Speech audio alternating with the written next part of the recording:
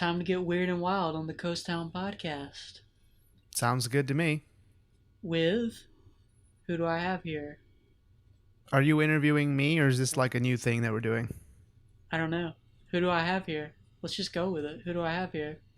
I go by the name of Pumpkin Spice, Okay. Like the latte? and no relation actually. I'm actually currently involved in a lawsuit against them for stealing my name unlawfully. So if you would just not mention that, that would be great. Thanks. Okay. Can I find you at Bed Bath and Beyond's? No, actually, I'm involved in a lawsuit with them as well. It seems like a lot of people just want to use my name for stuff without giving me any money for it. That's I awful. actually invented the name Pumpkin Spice, even though been in use since the late 1800s, and I'm only 20 years old. Well, hey man, 20 is a bigger number than 18, so you got me. I Exactly. believe you. This is what I'm saying. Everybody's always like, the 19th century this, 19th century that. I'm like, bitch, I'm in the 21st century. That means I'm better than you, right? Yeah, 21st century schizoid man. Exactly. That's what you are. No relation to Kanye West as well. Don't. Or King Crimson. Exactly. Yeah.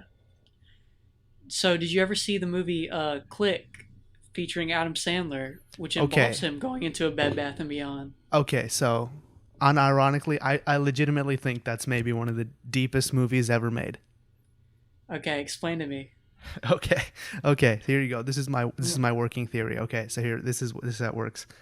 Um so like every time you do anything in your life, right? And this goes for like anything you do with your brain or anything you do with your body or pretty much anything you do ever. You become better at doing that thing. Like your like whole system gears itself towards doing that thing better.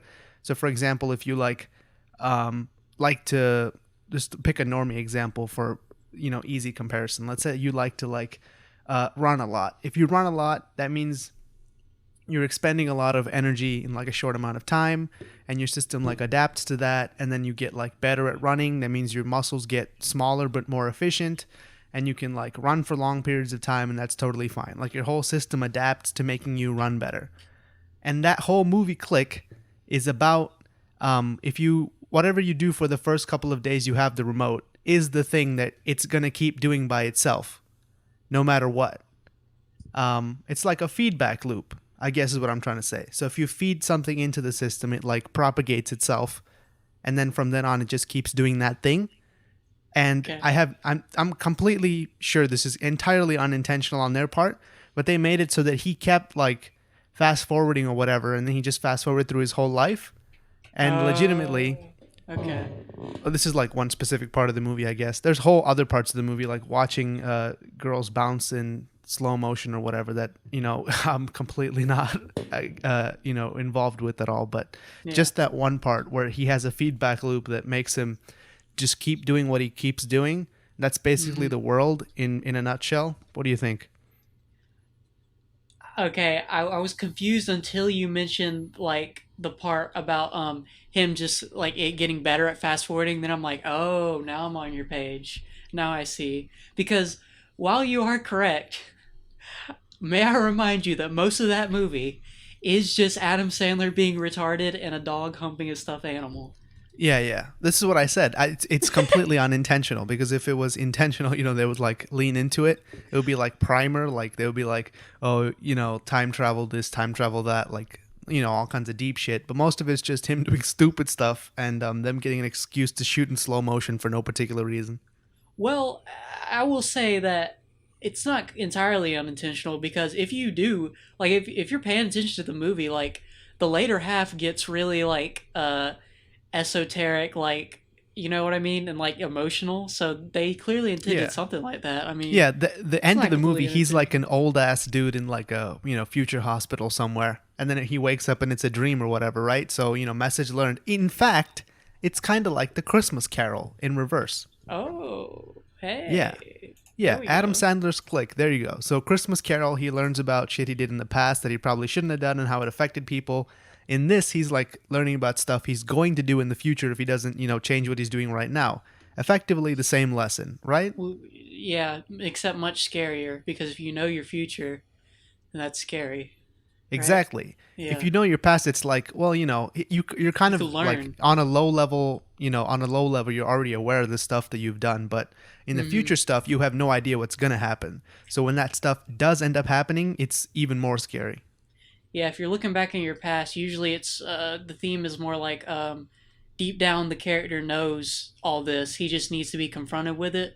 But if it's in the future, the character usually has this anxiety of, oh, well, now I know what's gonna happen. Now I gotta make it happen or subvert it, and then car crash. You know what I mean?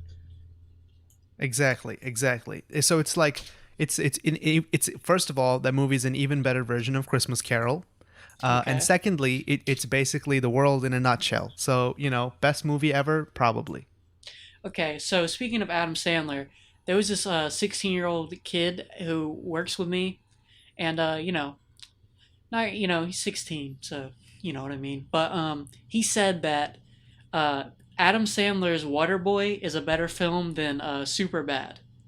And when I said that, I okay, may when or may not have forgotten to sync this with the bot. So, I mean, it should work from now on. So it's probably fine. well now Bot's with us. Hello there, Bot. Um, but he said that Superbad is an awful movie, and I was like, what? Like, how can you think that Superbad is worse than any of these garbage Adam Sandler films that you love? And I, I, I what? Go ahead. Go ahead. I tried to explain to him how like the to me the difference between a movie like Superbad and and any Adam Sandler film is that Superbad actually has it's also like not it's like a comedy movie with maybe you could say similar type vaguely similar type of contents as an Adam Sandler movie maybe, right? But Adam's Superbad is different in that it actually has well written characters that have arcs. Like they actually grow by the end of the film, and like you actually care about them. Whereas an Adam Sandler film just uses every character and every moment as just an excuse to pilot a cheap joke. Okay, I'm gonna push back on that because I don't really like Superbad. I might You be one don't? of three people in the world who don't like Superbad. But we were Okay. just talking about Click, and like the whole point of his whole thing, he's like a dad in that movie, and he's like like he ignores his kids. I don't remember the exact plot points, but I'm guessing he did some stupid shit where he was supposed to be home or missed a recital or something, just because it's a Hollywood movie. I feel like those are the beats that they would hit. Okay. And by the end, he realizes that time is limited, and you should probably spend it with the people who are gonna matter in the long run, rather than do work or other stupid shit. I don't know if Superbad has that kind of character development. To be fair, I mean, there's a lot of cheap jokes in Superbad as well. I mean, as well as in Adam Sandler movies. Well, yeah, yeah. Well, okay. So are you? So yeah, yeah. There is a lot of cheap jokes, but I think that I don't know. To me, the difference is like Superbad is a lot more nuanced. Like the whole like movie is about them trying to get laid, and then like at the end they sort of realize that like they sort of come to the realization that none of like the girls and him and the two main Jonah Hill and Michael Cera sort of aren't emotionally mature enough. And like to me, it's more like to me that like the message is more nuanced and like well written. I don't know. Maybe So, that's just how I took okay, it. this is a thing that, like, when people say something is well written, like, what do you actually mean by that? Do you mean like the dialogue sounds more realistic, or like the characters are more true to life? Because movies in general, not most of that shit is like just, they're just making stuff up to sound like move the story along. They're not exactly like committed to anything, like bringing a plot point forward, or like, I don't even know what I'm saying anymore. I guess I'm just asking what well written means to you. It means I like it more.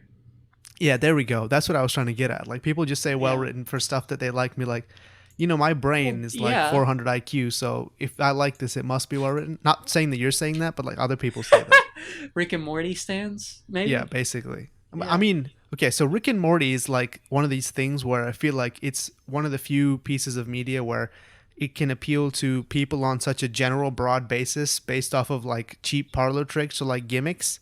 But at the same time, if you like really read into it, it's so dark that you're like, oh, I don't even want to go into this, right?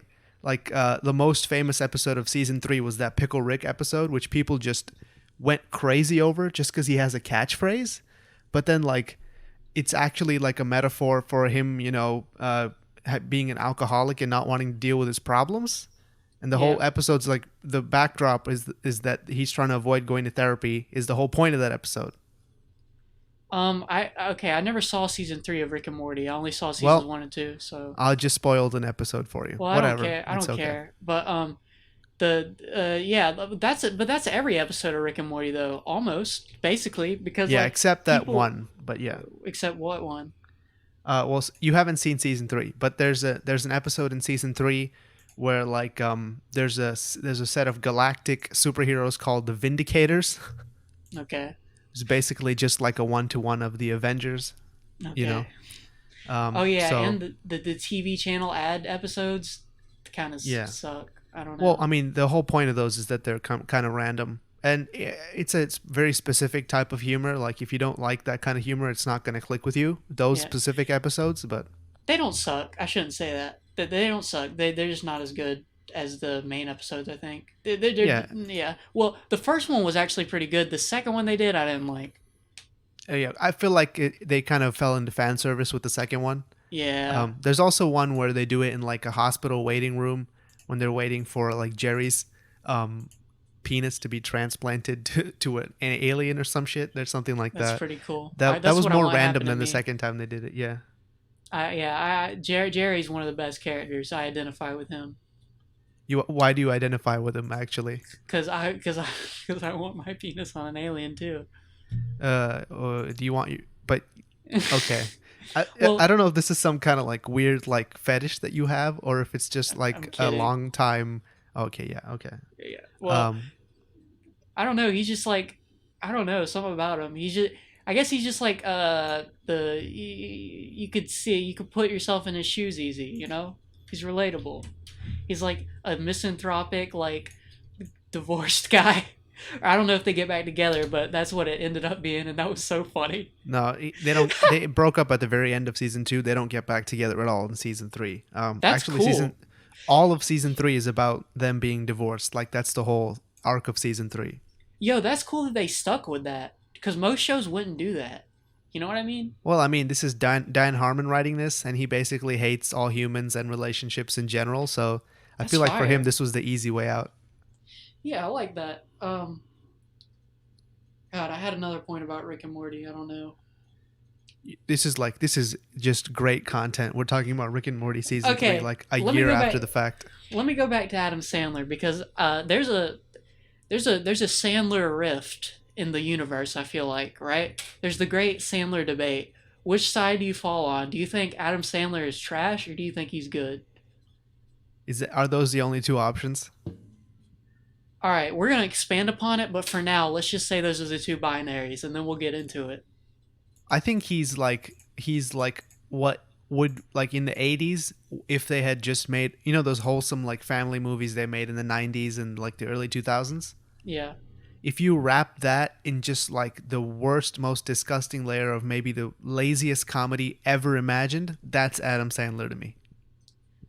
Yeah, I agree. Okay, so Adam Sandler's really bad, but there's a lot of Sandler fans, right? And I want to get into like the Sandler verse. So the one that people always say is like good, right? Is Billy Madison, The Water Boy, uh, Happy Gilmore, right? I literally have not seen any of those three movies. So this is on you. Dang it. Well, I guess so. They all suck. The end. Okay, I'll accept your thesis. I haven't watched them. I have no plans to watch them, so I'll just take your word for it. They're really bad. But the worst Adam Sandler movie is called Just Go With It. It has Jennifer Aniston.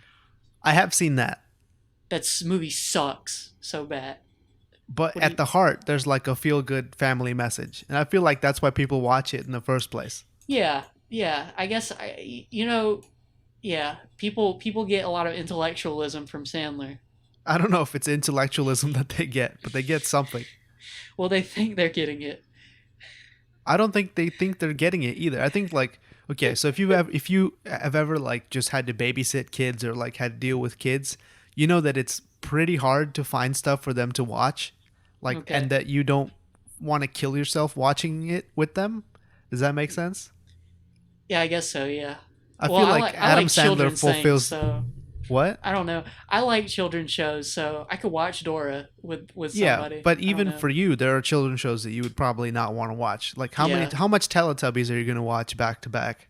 Okay, Teletubbies I kind of like too, but yeah, yeah, Oh, I no, get please. I No, get your point. don't start your All right, ironic love no, no, of no, no, no, no, no, Teletubbies, no, no, no, okay? no, no, no. It's not ironic. Let me. You want me to go into this?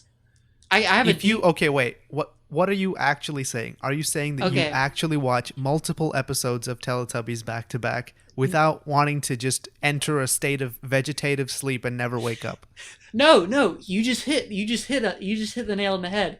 I don't watch Teletubbies as a series, but if it's on, I'm deeply fascinated by it, and here's why. Okay, Teletubbies hits a core, like it strikes a core in my brain. Like Teletubbies has a weird like Teletubbies has more thought put into it than you think. Okay, Teletubbies has this deep emotional resonant sense of melancholy that really like hits my soul. Like the narrative of each episode of Teletubbies progresses, and the way that like the presentation is like this really like surreal, like hazy state that puts your brain in this certain frame of mind. Like everything is designed very artfully, like the way that everything pops up and the way that like the sun pops up, and it's like this weird like they made that face creepy on purpose, like slightly creepy, so like it puts this like thing in your brain to where it's like the uncanny valley. That's the answer. That's the whole word. That's the word of the day. That's what the Teletubbies feels like. It's like so it's like this uncanny valley type of presentation that puts your brain in this surreal mode. And I genuinely feel like stuff like Courage the Cowardly Dog and Salad Fingers sort of hits the same emotional note. Like it's sort of like has that sort of atmosphere to it. I don't know. It's a good show. Wait, okay. You can say they're atmospheric, but I don't think Courage the Cowardly Dog and Salad Fingers have the same atmosphere as Teletubbies. I think they do. I disagree The completely. same at okay, Yeah, they do. wait a minute. Courage the Cowardly Dog is like one of the creepiest children's shows of all time. Yeah, it's great. How is that comparable to Teletubbies? To me, is like the Spider-Man Elsa videos of the 2000s. Like, it's just like Wait, it's like this subconscious dopamine drip that just pours into your brain when you're like not old enough to recognize shapes and colors. When you don't have object permanence, like Teletubbies is the best show in the world because you forget about Tinky Winky when they walk off screen. When they comes back, it's like, oh, Tinky Winky's back, and you just love it. That's Teletubbies. They have a uh, baby in the sun, okay, and you're supposed to look at the baby, and it's like a chimpanzee looking in the mirror and realizing that it's a chimpanzee. It's like, oh, I'm a baby. That's why I'm in the sun. That's why I'm watching the show. That's why they have colors. That's Teletubbies. I don't know why you're comparing it to Salad Fingers. That doesn't make any sense. yeah, hold on, because all right, when I watch Salad Fingers, the most impressive thing about it is the app is like, okay, all right, I'm gonna get to the core of it. Loneliness, right? Like you can Okay, see that. wait a second, wait a second. How much of that is like actually meant from Teletubbies, and how much of that is you just nostalgia tripping to a time when you were young and innocent and people cared for you, right? No, not at all. No, no, no. Oh, Like come on. the no, no, no. The fact that the Teletubbies are the only people in the universe, and the Salad Fingers is the only person in the universe. It's a lonely type of atmosphere. They both have that same atmosphere. Same with Courage the Cowardly Dog. Eustace, Muriel, and Courage are well. There's like a million. Okay, No, Eustace. I actually agree with you on that one. I get Okay, what you're yeah. saying. I get what you're saying. It's like this, but loneliness, I don't know if loneliness is the word to go. I just don't think babies can focus on more than four things at once. Like, that's why they only have that many Teletubbies or All whatever. right. Here's the problem. You're taking the demographic into account. Remove that and just view them as pieces of art. They are similar. Yeah, but without taking the demographic into account, you can't, explain the creative choices that they made. I see. I have this. Okay, I have this theory about kids shows though that kids shows are okay. Here's the reason I. Okay, all right. The reason that how do I want to say this? Okay, so I think that when you have younger demographics, I think the creative team sort of has a like weight lifted, and they sort of have this freedom to express this really like primal emotional like piece of art, and I get that in Teletubbies. I agree with you that they have more freedom, but I don't think it's like a weight lifted. I think they have to just change how they communicate things. Like if you have a Right? show for Yeah, older people, you can have more dialogue and like more explainy stuff. But kids aren't going to get that, so you have to communicate on like a visual kind of like sensory cortex level, which is what yeah. Teletubbies is. And see that is very powerful because when you have, and also when it's aimed at an older audience, now you have expectation put, like you have like a kid can just watch something, and this might be one of the few things that they've seen, so it's like it's just pure. It's like there's no fronting there. It's just like I'm just communicating from my soul. But when there's like something aimed at adults, there's expectation. It's like this is why I would criticize something like, oh, I hate to bring it up. I hate to bring it up again. I'm Oh sorry. no, what is it? The Dark Knight. Like Oh, here we it's go. like it's supposed to be this like this superhero film, but it's like all this gritty stuff because it's supposed to be adult. So you have to put all this gritty nonsense and like 50 minutes of like dude standing in a building talking to another dude about international politics that I don't care about because I'm stupid, so I can't follow the plot and I fall asleep. You But if can't it's follow the plot of Dark Knight. okay, all right. There is no plot in that movie. It's Batman v Joker and a bunch of shit to get it to be Batman v Joker. Okay, you say that. You're Okay, saying it hold like on. it's like Galaxy Heroes or something or whatever. Wait a minute, There's pause. no Okay. like trade alliances. There's no Yeah, there treaties and is. pacts that there's trade alliances in the Dark Knight.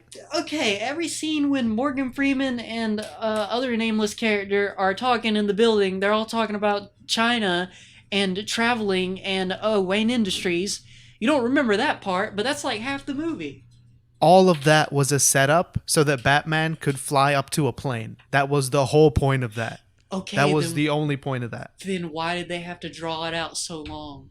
That That's was what I don't 25 get. minutes. Did you fall asleep halfway through the movie? Okay, Oh, now I get it. I've no, You didn't make it through the movie. I've watched this whole movie like 5 times, dude. Okay, I then swear. why did you Ha- watch it 5 times if you don't like it then? That's what you I don't watch Teletubbies every day, even saying you I hate it. you just see movies. I don't know.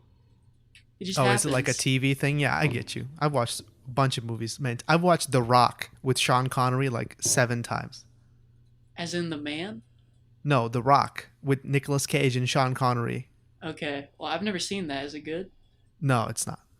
Dude, okay. All right.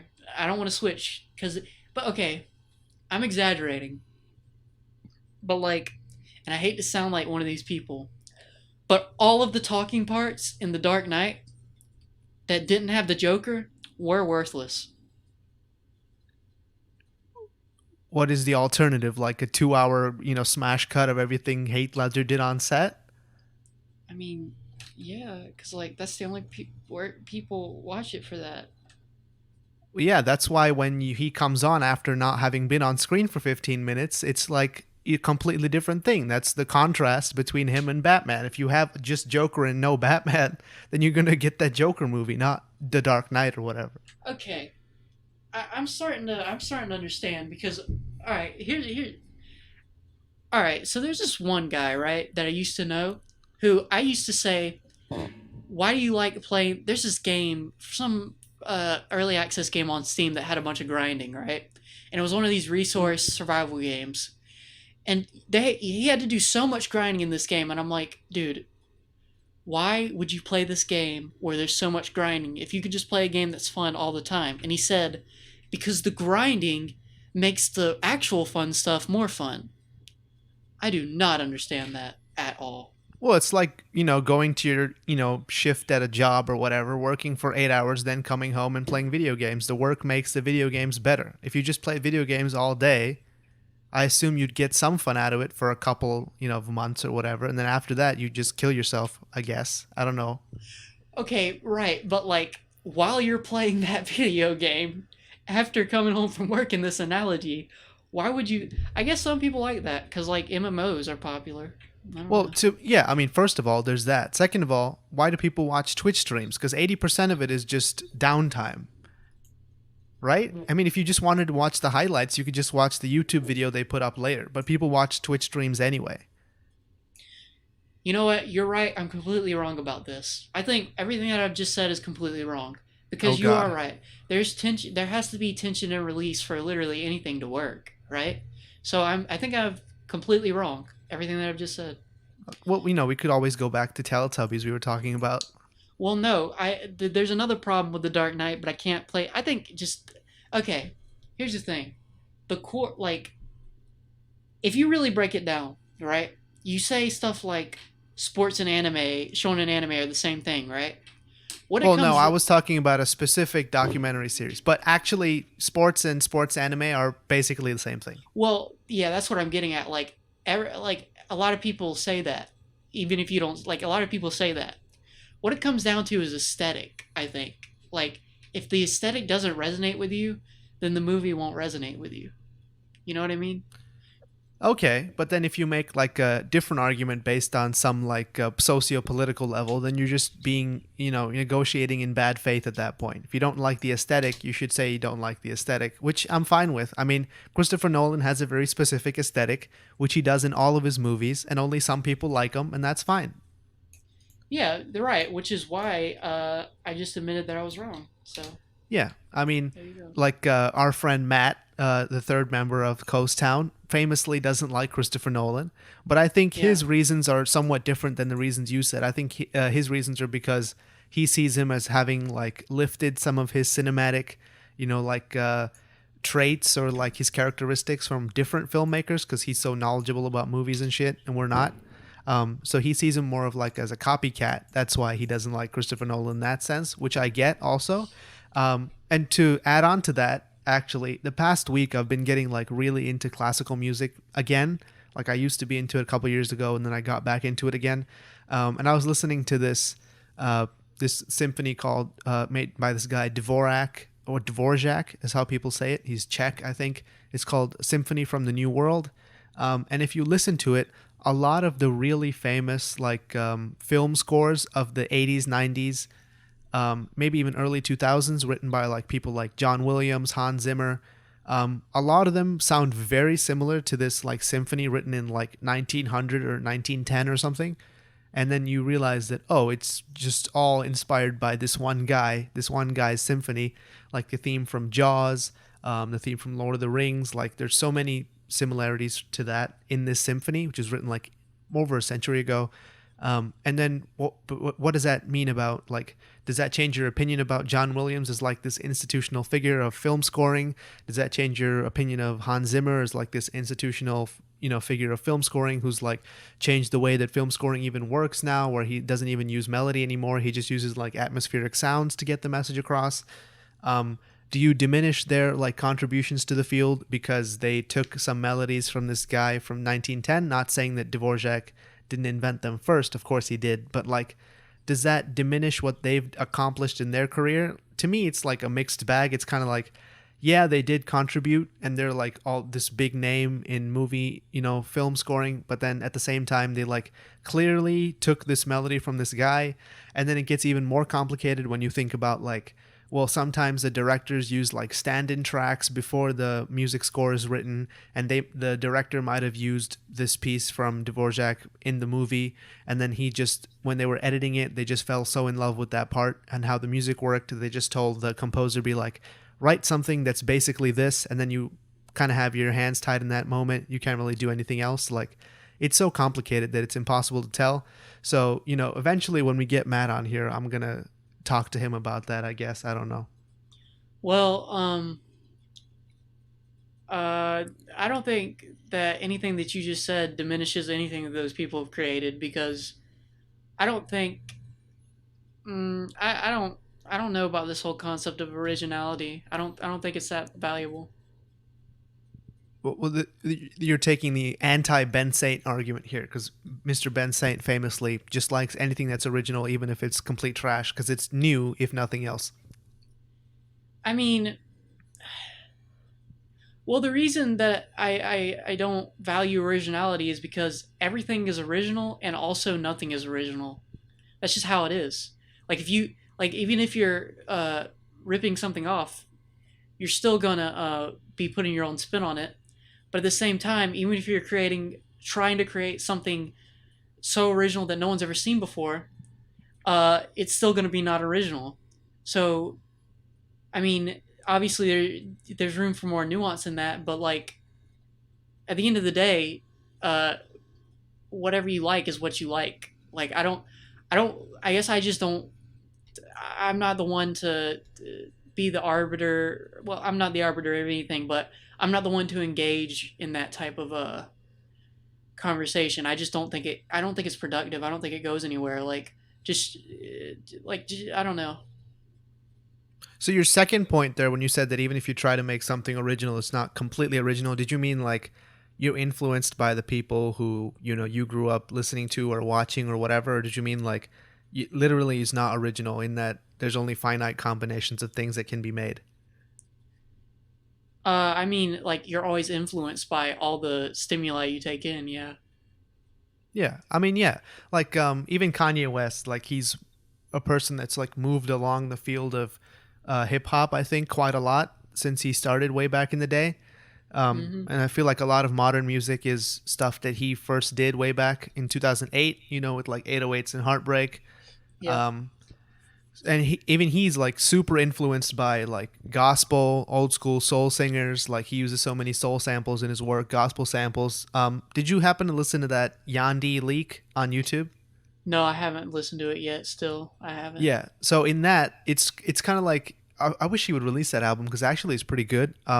In that he doesn't use that many like gospel samples or whatever, but it's just more like Kanye songs, and they're pretty sick. But after that, he like announced he was releasing I think a gospel album. Basically, he just and I'm hyped as can be for that because I'm a huge Kanye fan, as I think you are too. Yeah, one of my favorite artists. Yeah, so when he puts out this gospel album, I'm gonna be all over it. Yeah, I'm looking for. I guess I don't. I guess I just didn't get excited about the leak because I'm like, it's not an official one. Like, or well, it wasn't officially released by him yet, so I'm like, I don't feel the need to rush out to listen to it. You know what I mean? I don't know. Yeah, it's not finished in the sense that it's not like fully mastered and stuff either. So it's not like the greatest quality release, but it is like new Yeah. music from Kanye, and I'll take that any day. Um, but when I don't think he's going to put it out either. I think there's some like complication with him, or he could just be him like completely ditching a finished album just because he's Kanye. It could be that too.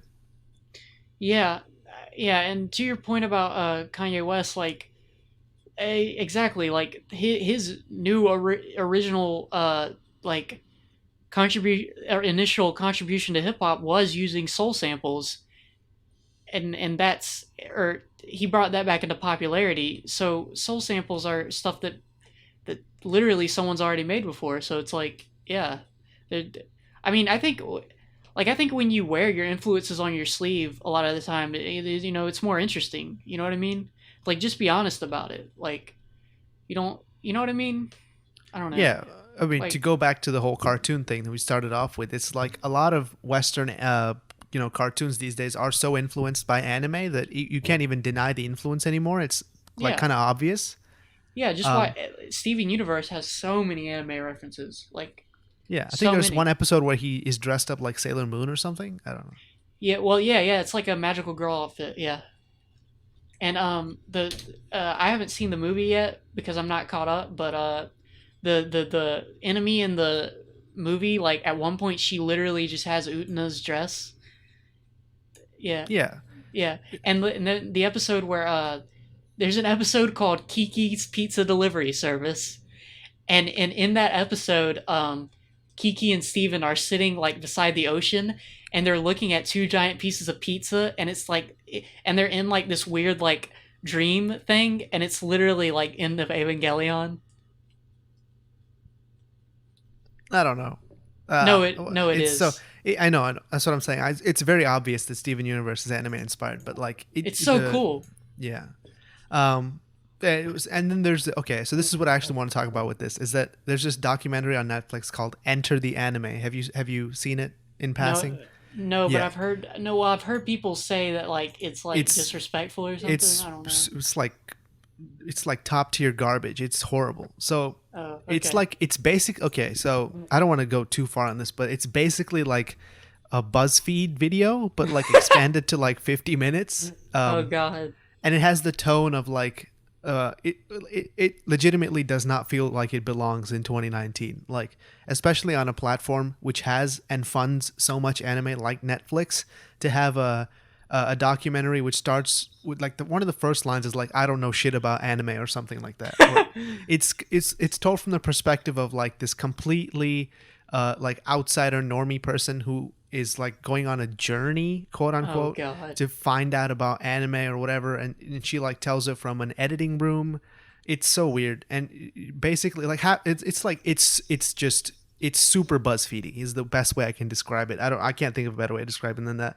And all the anime people that they interview are just people who've made shows on Netflix, like not actual, Oh, you so know. it's advertisement for their shows. Is Yeah, that what it basically. is? It's like they're Okay. talking about like people who they have on Netflix, like they've accomplished something great, but they just have an anime on Netflix. It's like, what? They didn't interview like any super famous. I didn't watch the whole thing through. I don't know if they interviewed like Shinichiro Watanabe or something since he now has a show on Netflix, but like they didn't interview like any titans of the industry. They basically just talked to dudes that they had in house and they had, could get forced to talk to them because they Okay. already have, anime on Netflix. So they And most basically of the, just talk to yeah, the interns. not even the interns, like the directors of the shows that they have on Netflix. Okay.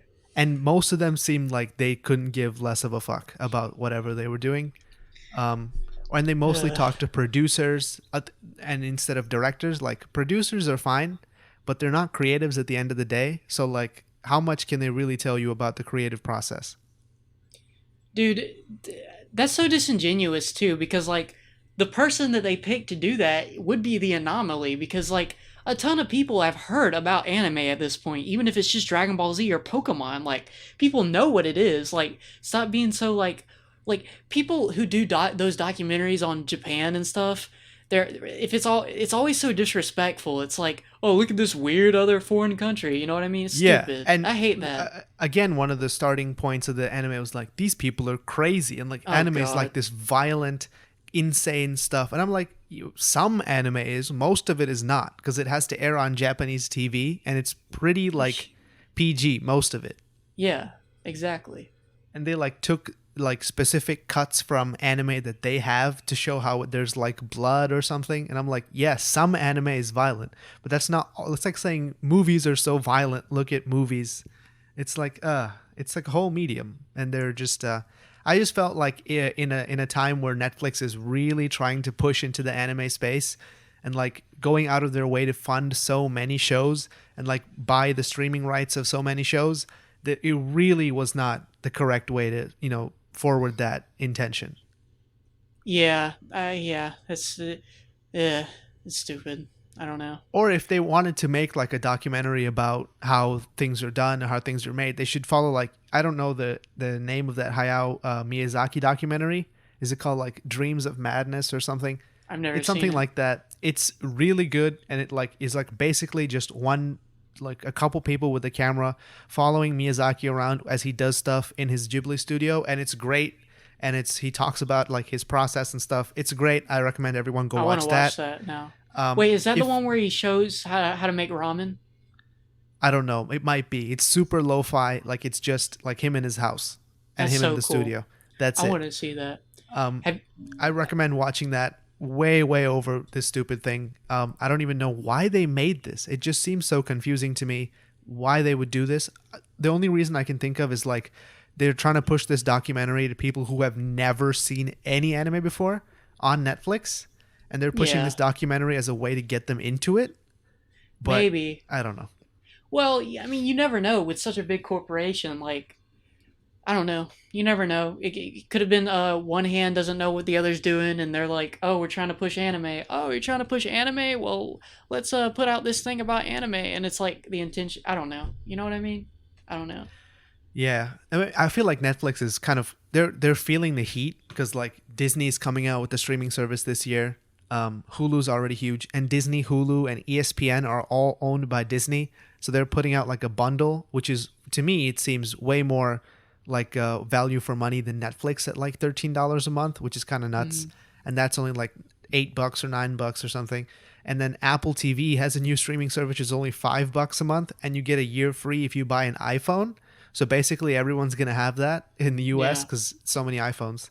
Um, and Netflix is over here at like $12 for 4K, and it's like Disney's like, oh, we'll just throw in the 4K and everything, for free if you want it. It's fine.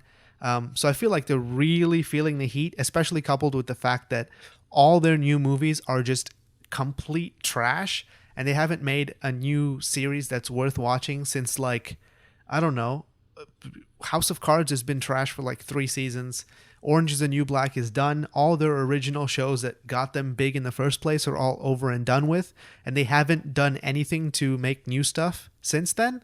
I feel like Netflix is gonna, face some harsh realities in the upcoming year here. But well, you also you got to understand though, people like stuff like Bird Box. Like even though it's critically bad, people love that movie. Like just like your average Joe Uh, loves that movie. my thing is like, do people love that movie, or was it just like a passing? It's like a hashtag that just showed up one Friday and then it's gone by Sunday. Like, What's the difference in this era? What's the well, the difference difference? is hashtags are free and Bird Box cost like $60 million in 18 months to shoot. That's the difference. Yeah, but the hashtag promotes it, and it makes up for that based off the hashtag.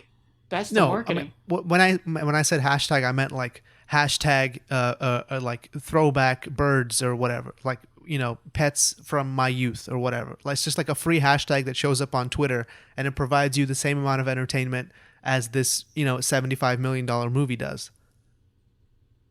Does that make sense? I don't understand the point. No. No, what I'm saying is like Netflix is like trying to throw money into an endless hole to fill like this need for content that people have, but their production budgets and their schedules are so big and slow. Just to make a 1 hour 36-minute movie, that it's and which just gets talked about for like 2 days and then becomes a meme, that it really doesn't promote any kind of growth for them. Like it doesn't get them any new subscribers. It doesn't get them any like more buy-ins. Like the only way they make money is if people sign up for their service. They're kind of like a gym. Does that make sense? Really? Is that true? Yeah. They don't have ads. They don't sell any merch or anything. The only way they get money is if you pay for their service. Huh. Don't they sell Stranger Things DVDs? I feel like I've seen those in Walmart. Do they? I don't Yeah, know, but yeah, they I do. feel like that's very very small portion of their overall Yeah. stuff. Like who's buying strange? Like if you even know about Stranger Things, like what's the Venn diagram of people who know about Stranger Things and buy DVDs? Like you can always just get it on Netflix. Yeah, zero. Well, I don't. I guess I never thought about it. How that worked. I guess I always assumed that like I don't know how does that work? How do the create like the people who make the show? How do they get paid?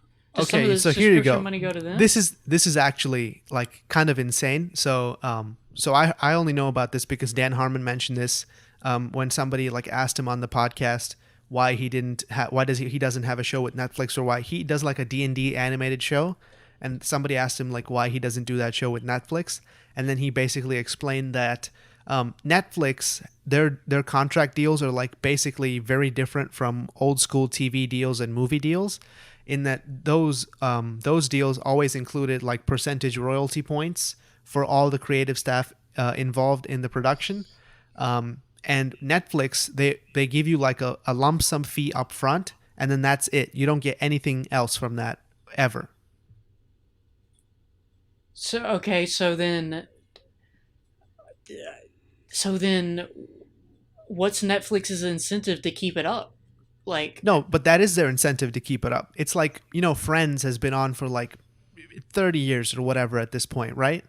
yeah. So every time they show Friends anywhere, the network that made the show gets a bunch of money from whoever's showing it, and then the network, their contract, they pay royalty points to all the actors, all the writers, all of them, right? So Okay. it actually costs the network something to keep the show going because they don't just get raw money. They keep having to give money to all these actors and stuff. But for Okay. Netflix, they only pay for anything once, and after that, it's whatever money they get from it is just free for them.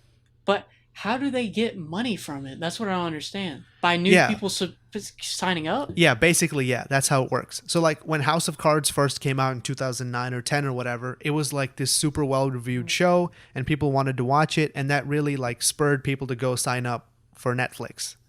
Uh, Okay. so they only make stuff where there's another way they make money, which is by not losing subscribers, right? They have to either get Oh, new ones gotcha. or keep ones from leaving. So if you want to keep ones from leaving, you have to keep offering like value for money. If you want to get new ones, you have to have some kind of, usually you have to have some kind of like marquee or name brand property that brings people in. And I don't think they've had any of those for like a few years now. Yeah, you're right. I think you're right. Yeah. That is I feel like, yeah, go ahead. such a weird I guess that's why people like it, but it doesn't need ads, but that's such a weird like business model. Yeah, I mean that's why people like. You're right. That's why people like it too because you can just go in and watch whatever you want, however much you want. You don't have to pay more for more you watch or anything like that. It's month to month, so you don't have to worry about committing at all. Disney Plus is kind of turning that wheel back to the cable era. They're like giving introducing these packages where if you pay for a year or 2 years in advance, you get like a reduced deal. No, God.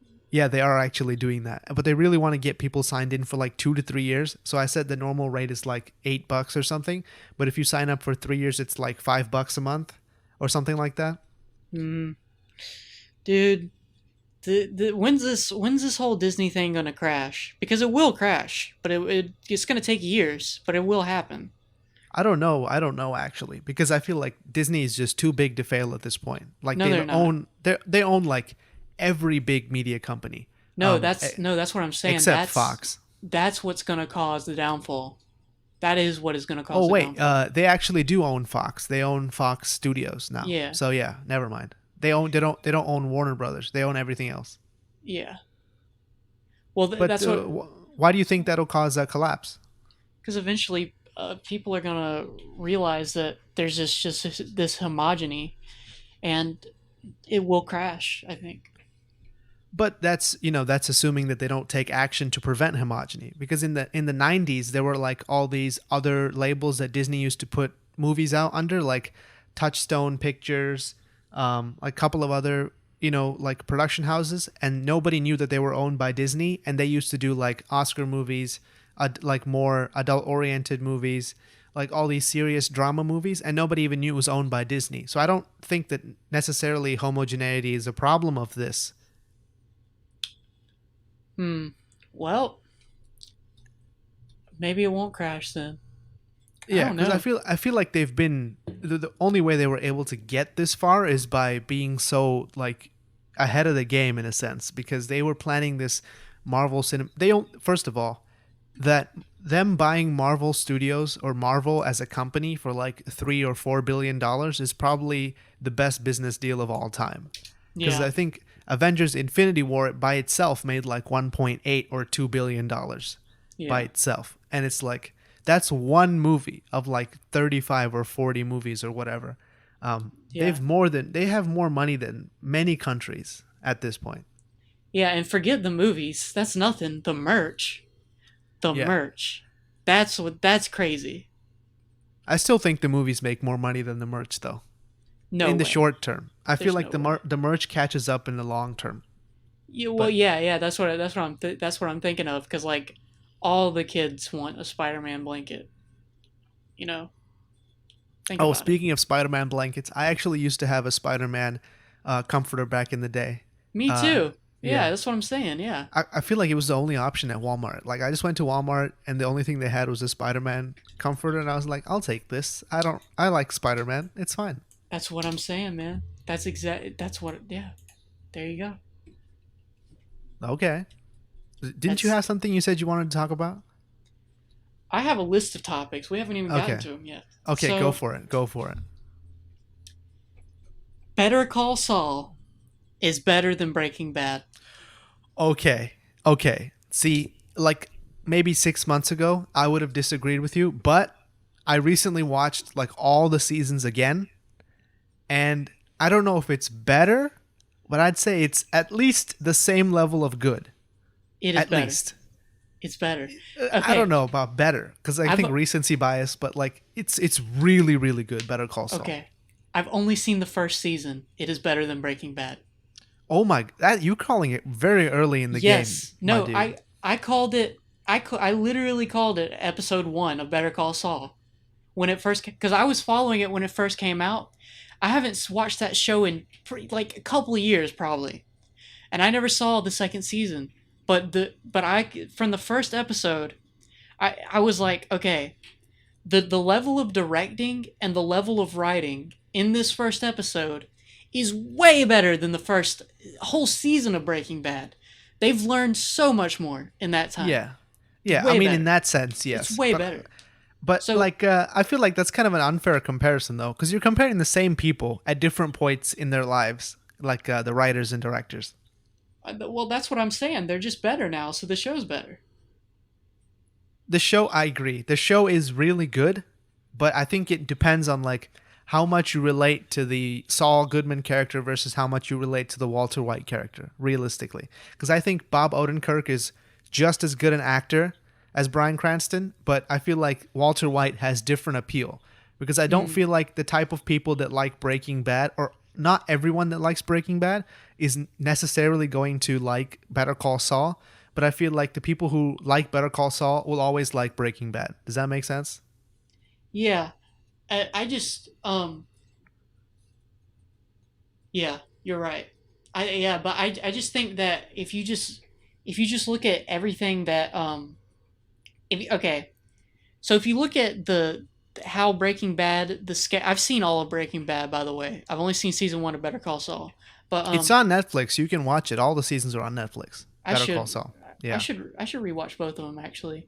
But the if you look at how Breaking Bad evolved, it got way better as it went on, and like the scale and the scope of the actions taken um heightened, right? So if you think about it in this sense, like Better Call Saul is already like they're doing the thing where they build up like tension and build up scale. So but and if you look at the first season, you might think oh well, this isn't as action packed as Breaking Bad. Like on a surface level you might think that, but it's like, okay, if they're at this level of directing and writing already in this first season, how are they going to be season 5 when it's like things are getting crazy and it's like amazing? Like that's what I'm thinking. I'm thinking in the future, like cuz season 1 of Better Call Saul to me is already better than every season of Breaking Bad. Like so So you're saying like they just kept going up from season five and a half of Breaking Bad. Like yeah. they didn't like stop the. And also, I think one thing that needs to be mentioned about Better Call Saul is like in the very first episode of Better Call Saul, they show you where Saul Goodman is. Like, Yeah, the Cinnabon. Yeah. yeah, exactly. And they show you what he's doing after Breaking Bad. So like they already know where they're gonna go. It's kind of like they're calling their shots. They're like Babe Ruthing this. They know Yeah. exactly where they're gonna end up. So I think they actually have a way better, like more detailed plan for what they're planning to do with Better Call Saul than they ever did with Breaking Bad. Because I don't think even they expected it to be as successful as it was. Yeah, exactly.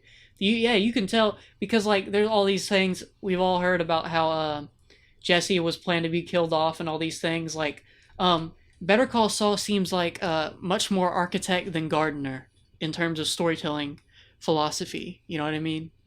Yeah, I mean, Yeah, they know where they're going from day one. They know how to get there. That's why the pacing of Better Call Saul is like so well done. It's like so yeah, methodical. They don't ever rush it at any point.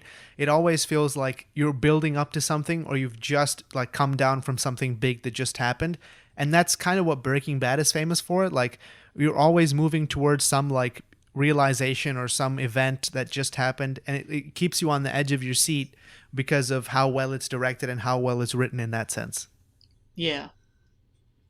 I just think the setup and the writing style of Better Call Saul is just better. Like, cause Saul Goodman slash Jimmy is he was always my favorite character in Breaking Bad, and I think he's great in the Better Call Saul show too. Yeah, I think the only people who aren't really gonna like Better Call Saul as much as the first series are people who maybe are kind of more like or less invested in Breaking Bad, or maybe didn't watch the whole season or whole show as it came out, or maybe don't like that kind of like heavily plot driven show, or like character driven show where like character motivations are what determine what happens, Yeah, or they just have like a superficial kind of like endearment with Jesse Pinkman or Walter White, and they can't think of the Breaking Bad universe without those two characters in them. Other than that, yeah, I don't think there's any reason you shouldn't like Better Call Saul. yeah. Speaking of Jesse Pinkman, the movie is coming out. You Yeah, interested in yeah, that? yeah. Yes. The Yeah. best part of that is it's done by the original crew, obviously. Mm-hmm. Um, so okay, this is a fun fact about Breaking Bad and everything. So, or I think this is true, but if I'm wrong, just correct me, I guess. So Netflix is like one of those places where they don't let you keep the original rights of everything you've made, as well as not paying you on the back end. Wow. But Vince Gilligan, because of how he was at AMC, was able to negotiate like them keeping. I think they have the rights to the characters and everything. That's why they're able to do like side deals with Netflix, like with this movie. I may be wrong about that, but I'm pretty sure that's the case because even AMC didn't think the show would be as successful as it was. So Mm-hmm. they let him keep the original rights, I think. So, he made off like a bandit with that one because Breaking Bad is maybe the biggest TV franchise of the past 20 years. Yeah. Also, Breaking Bad is co-owned by Lionsgate. Yeah, because I think Lionsgate owns AMC. I may be wrong. I don't know that much about corporate stuff. Well, the reason I mention that is because I don't think AMC owns Lionsgate because I learned this from a YMS video. The reason that Breaking Bad didn't suffer as much budgetary cuts as Walking Dead did in season two is because Lionsgate was a third party that was able to leverage uh, more creator friendly rights towards the Breaking Bad staff. So, because in Walking Dead season two, they literally cut out the director and replaced it with some new guy, cut the special effects budget in half, but they wanted it to make more money, which it did because it has the name Walking Dead on it. But like the first season of Walking Dead had the dude who directed Shawshank Redemption attached to it. That's why it feels so different than the other seasons. Yeah, Okay, fun so fact. Lionsgate, AMC, Viacom, CBS are all independent companies, which Okay, is makes even sense. more which is even more surprising as to why they specifically funded Breaking Bad, unless like Vince Gilligan like knows somebody at Lionsgate. Other than that, I I can't don't think of know. any reason why. Uh, How could we even figure that information out? it would take a lot of Googling, I guess, Yeah, and not something you could do while also talking on a podcast. yeah. Um, I think it'd take more than googling. I think it'd take like insider info. I don't know. I don't know about insider info because all of these are publicly traded companies, so you should be able Oh, to figure out who owns what at least.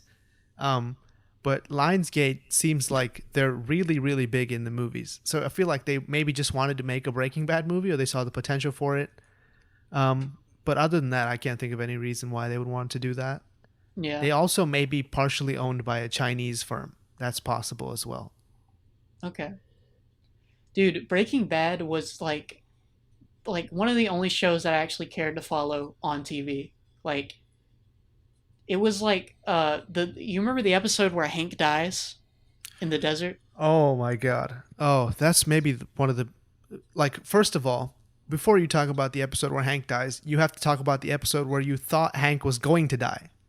Like, because I feel like his actual death was built up so well by like his previous almost death that it's Explain it to just me nuts. So specifically. the time that he almost died is when he was like confronted by those two like Mexican assassins that don't talk in the Oh parking yeah, lot. the cousins, right? I totally thought he was gonna die. I was like, Yeah, I thought he was dead for sure. and somehow he doesn't die, but then his actions have consequences, and like from then on he can't walk, and he's stuck in his Mm-hmm. bed for like the next season and a half, I think, probably more than that. And then when he comes back, oh my god, it's nuts. His eventual death is insane. Yeah. The episode where isn't it called Ozymandias? Is it? I Oh, think. well, that's the one that won them all the Emmys. Ozymandias. I think, was it in season 5 that happened? Yeah, but I don't know if that's the episode where he dies. I'm just. Is it? Is it? It might be. Well, Well, I'll Google that. You talk about the episode. either way, like I was watching it and I accidentally hit mute on the remote. Like I accidentally sat on it, and the remote went mute. And I missed like one line of dialogue, and I screamed in terror, fumbled around, hit the mute button again to unmute it, and then after the episode was finished, I went and like scoured the internet to like find the episode again so that I could just like hear that one line. Like that's how obsessed I was with that show. Oh, and it was Ozymandias where he died. Season Okay. 5, episode 14. Yeah. Okay. Dude, that show's so good. I should rewatch it. It's so good. It was like a. We spent like 30 minutes talking about Breaking Bad, another 30 minutes talking about Netflix and the industry. Oh Yeah, boy. the Fly episode is so good. That's my favorite. I don't care. It is. The Fly episode is like TV's version of Endless 8, right? More or What less. what's Endless Eight? Endless 8 is like those 8 episodes of Haruhi Suzumiya where it's just the same episode again and again because it's a time loop. How, how is that? What? How is that comparable? It's kind of like that in the sense that people usually hate it, even though they like the rest of the show, and it's like a side point to make like a completely different point than whatever else they're talking about in the rest of the show. It's a non Well, sequitur basically. I, d- I view it. I view that episode as the writers just kind of flexing on you completely because what I view that episode of is a microcosm of the core appeal of Breaking Bad. Like and they did it and they proved that they could do it with something as simple as a fly flying around. So like everything about that episode, right? The main action that happens is Walt and Jesse are like chasing a fly around, right? Well, at But first it's just Walt for like 15 minutes or whatever, and then Jesse shows up, right? well, yeah, but like yeah, but that like the main core of the episode is them two chasing the fly around and engaging with each other, right? So the action that's driving them is killing the fly, but that's not what the episode is about. The episode is about the character interaction and the character drama. That's kind of what the whole show's about, right? So if you take like an episode like where they're trying to get some chemical from that train or whatever, I can't remember the specific details. Yeah, The yeah, the yeah, the, yeah. the They need some chemical from a train, and then this like kid sees it and whatever. Yeah, yeah. So the action that's happening in that episode is a lot more exciting, right? And it's a lot more noticeable. Like, oh, it's this huge train chase. There's a lot more special effects, but still the core appeal is the writing, right? So the what I see the Fly episode is what I see the Fly episode as is the writers proving that they can do everything that's good about the show and just have the main action of the episode be them chasing a fly. And somehow, like through the magic of writing and just like filmmaking, they made this fly story so engaging. By the end of it, you just want to see this fly dead so bad. And every sound effect, every buzz, every like close up shot, everything is just so perfectly done. Like nothing is messed up in that episode. And it even shines a light on previous drama because in that episode Walt is about to tell he almost thinks about confessing to Jesse that he watched his girlfriend die of an overdose. And it's like one of the most powerful moments to me like in the show. yeah. That's the elephant in the room when they shot that episode, and you can see it's kind of like it's annoying him. It's kind of the fly in the room that's buzzing Yeah. around, but he's able to ignore it at the end of the day. And he doesn't eventually tell him. So Yeah. It's crazy. That Also, episode's Walter crazy. White is like a fucking psychopath. Jesus Yeah. Christ, that guy's bad. Yeah. That's why it's cool.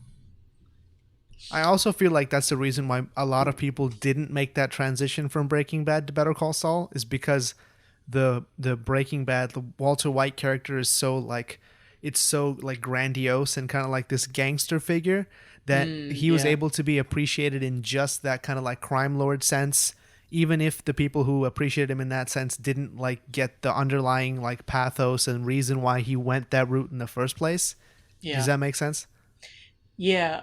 It's kind of, yeah, it's just the people need that that iconography. You know, the top hat and the glasses. It is one of the most important like aspects of the show in a weird way because it's like that iconography, like people, like when you see that, like dudes watching the show are like, yeah, like that's like that. Obviously they don't agree with his actions, but they're like just the visual of it, they're like, oh yeah, like, you know what I mean, like, oh yeah. Even more than that, I feel like the message that he brings is like, but when he says like I am the one who knocks, it's basically like a declaration of agency. Like he has complete control over everything and everyone around him, and feel like gangster movies are really all about that, like, attaining that control in the first place. Like most gangster movies start out with someone who's kind of like disenfranchised and down on their luck, and then they like realize through some trick or something, they're able to like finagle their way into like having all this money and like this status, as well as like this like complete physical control of everyone around them. Just because they're so scared of getting like murdered or whatever, they'll do whatever you say. And I feel like Walter White ascended to that level, but the way Yeah. that we saw him ascend was very different from watching it in a movie because it happened over like literally 35 hours or something instead of like maybe 25 minutes in a movie like Scarface. Um, Yeah. but he attained that same level of status that I feel like if you listen to rap at all, you know that after post 2010, there are a far fewer Scarface mentions and a lot more Walter White mentions. Wait, I haven't heard that much Walter White mentions in rap, I feel Really? like. There's so No. many like Are there? Heisenberg. Google like Walter White rap lyrics. I feel like there's a ton. Really? Not to say that Scarface doesn't still get mentioned, but Hold I feel on. like Walter White has reached that same level of badassery that he basically is now synonymous You're with cutting out. Scarface, I'm like the sorry. old You school, just cut out.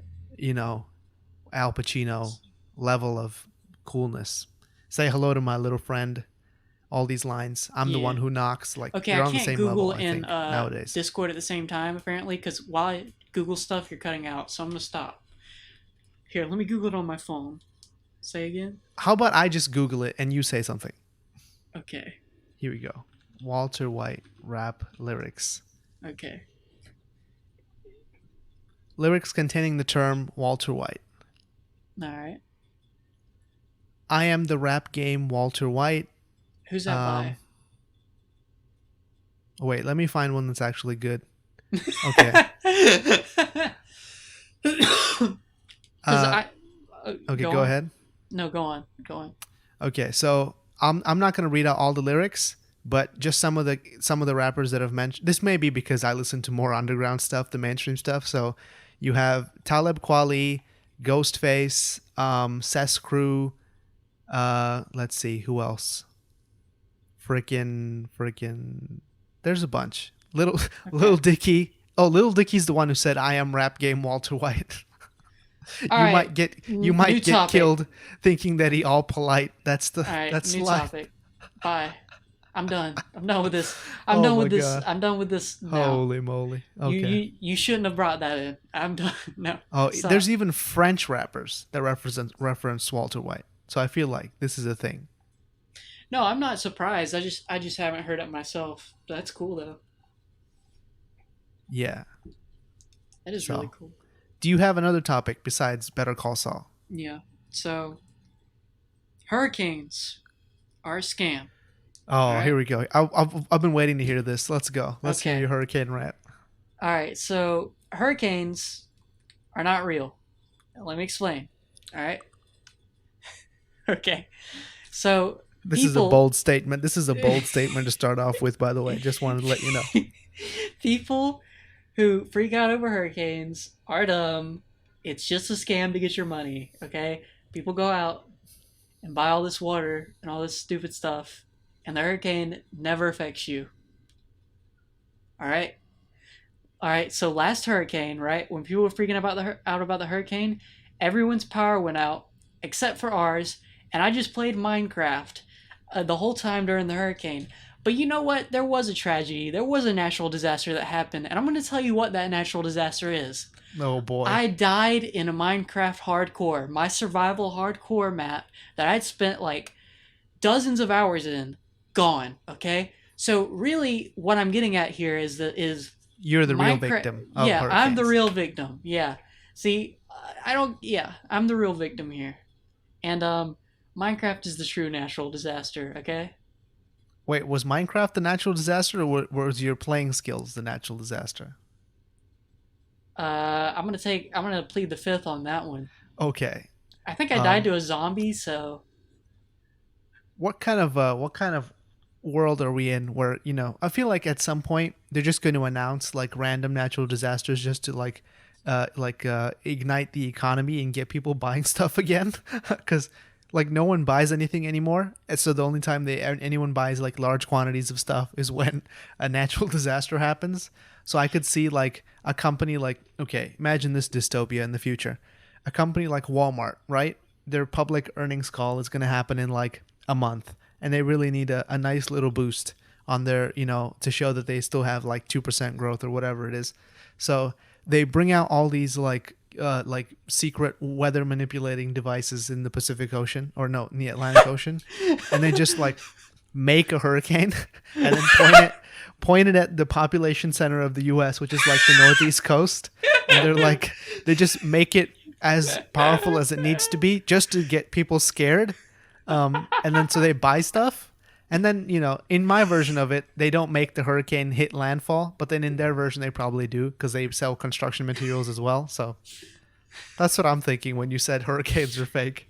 I mean, that's kind of okay. Hurricanes obviously aren't fake, but like that's kind of what they already do. Like, cause like they put out all the water, like they put it out in the front of the store and stuff, like because they know that people are scared and they want to buy stuff, so they market it when there's a hurricane. They really do that around here.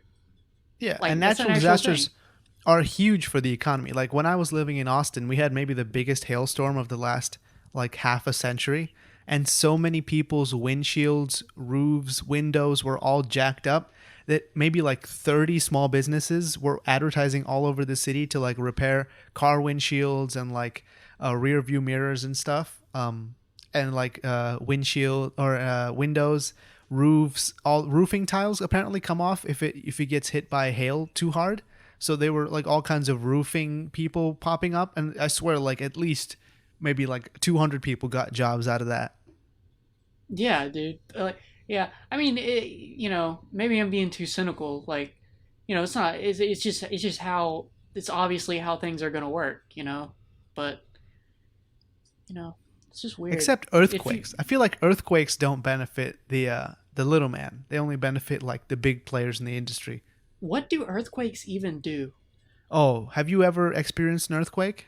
Well, no, because I'm not in California. Like, I'm not on the Yeah. West Coast, so Yeah, no. okay. So for people who've never felt an earthquake, the biggest earthquake I ever felt was like a 5.4, so not anything huge, but like big enough to feel it. Um, it just feels like you're standing on something that's about to give way. Like it feels like the whole world is just like moving for no particular reason, and then just like shit just moves, and you're like, you kind of if it's too small, you kind of just miss it. But if it's like 5 or above, it maybe lasts for like 10-15 seconds, and then you get like a chance to like appreciate that everything around you is fragile and you're mortal. And then it Okay. just stops after that. I saw a video one time, like when I was in high school. Randomly, I stumbled upon it.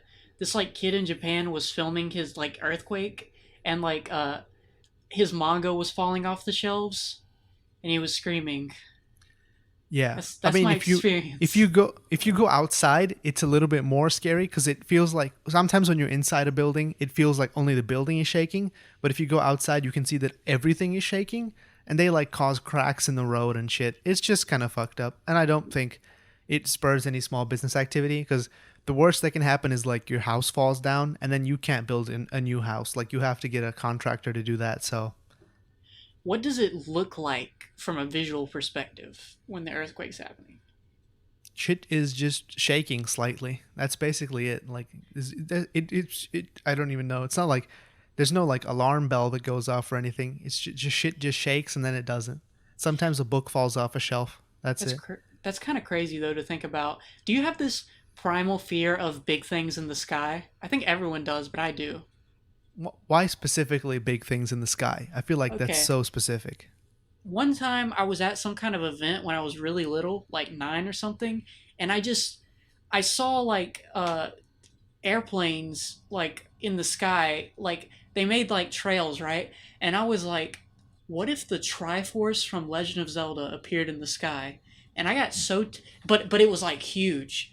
And ever since then I've had this concept of like, what if like you projected like news all across the sky? That would be the most terrifying thing of all time, because the idea that something is projected in the sky and I can run and I can't escape from it is so dystopian to me.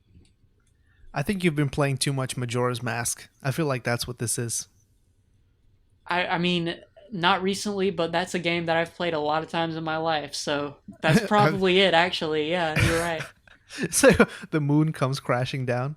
Yeah. Well, that's the whole point of that game actually. Now that you think about it, that might be where this comes from, because like the one of the most genius things about that game is like the moon like slowly progressing and getting bigger in the sky is so crazy.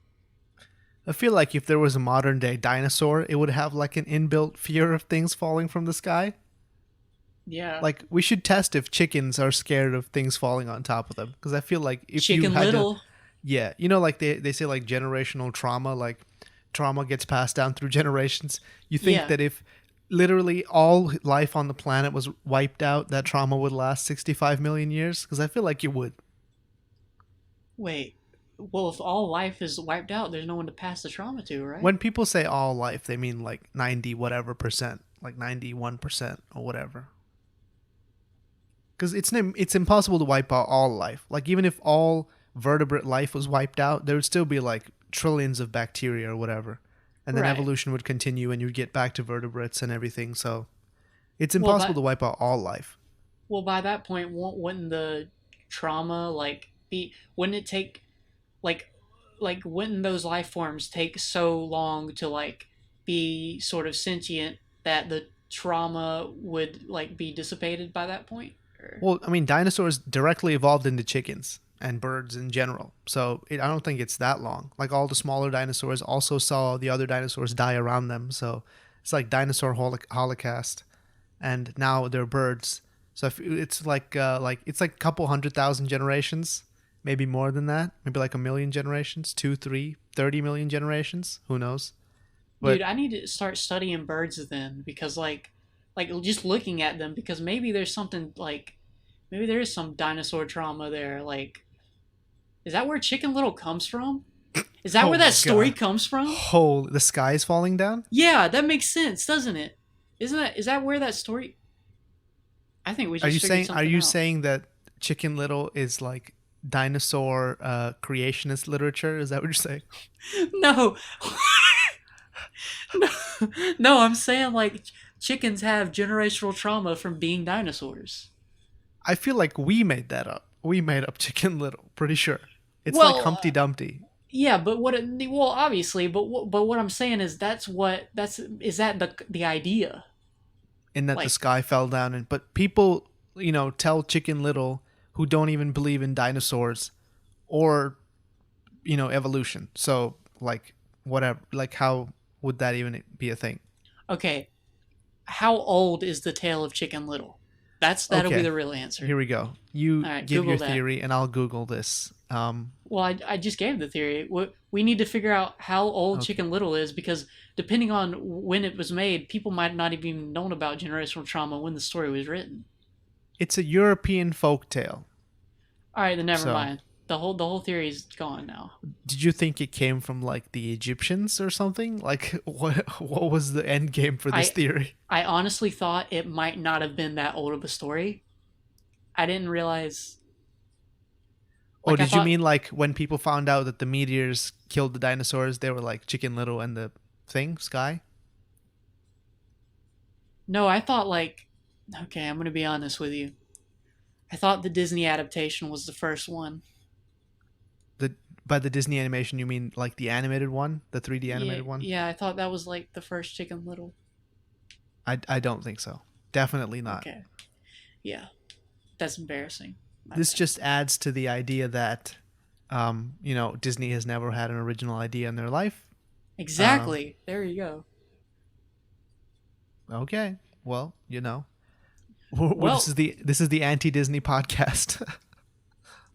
moving on to drawing, Okay, or that's a or that's a broad topic. or rather, you remember when I said how no idea is original, right? Mm-hmm. Mm-hmm. Okay, well, guess what? I'm living proof of that because I have a comic called Everett and Mira on Ooh. webtoons.com. And it's just a ripoff of Adventure Time. Subtle plug. Subtle plug. Yeah, there we go. You want to? Well, I'll put the exact URL in the description, I guess. Yeah, put the But go link to ahead. it. Yeah, link in the description.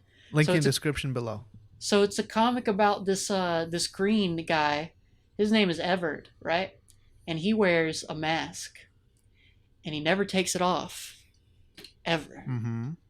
Is he And like a then luchador or what? no, he's just wearing a mask because he's a cool guy. And he, This remind. Okay. Okay. Never mind. Okay. Go ahead. and he, I don't know why that was so funny.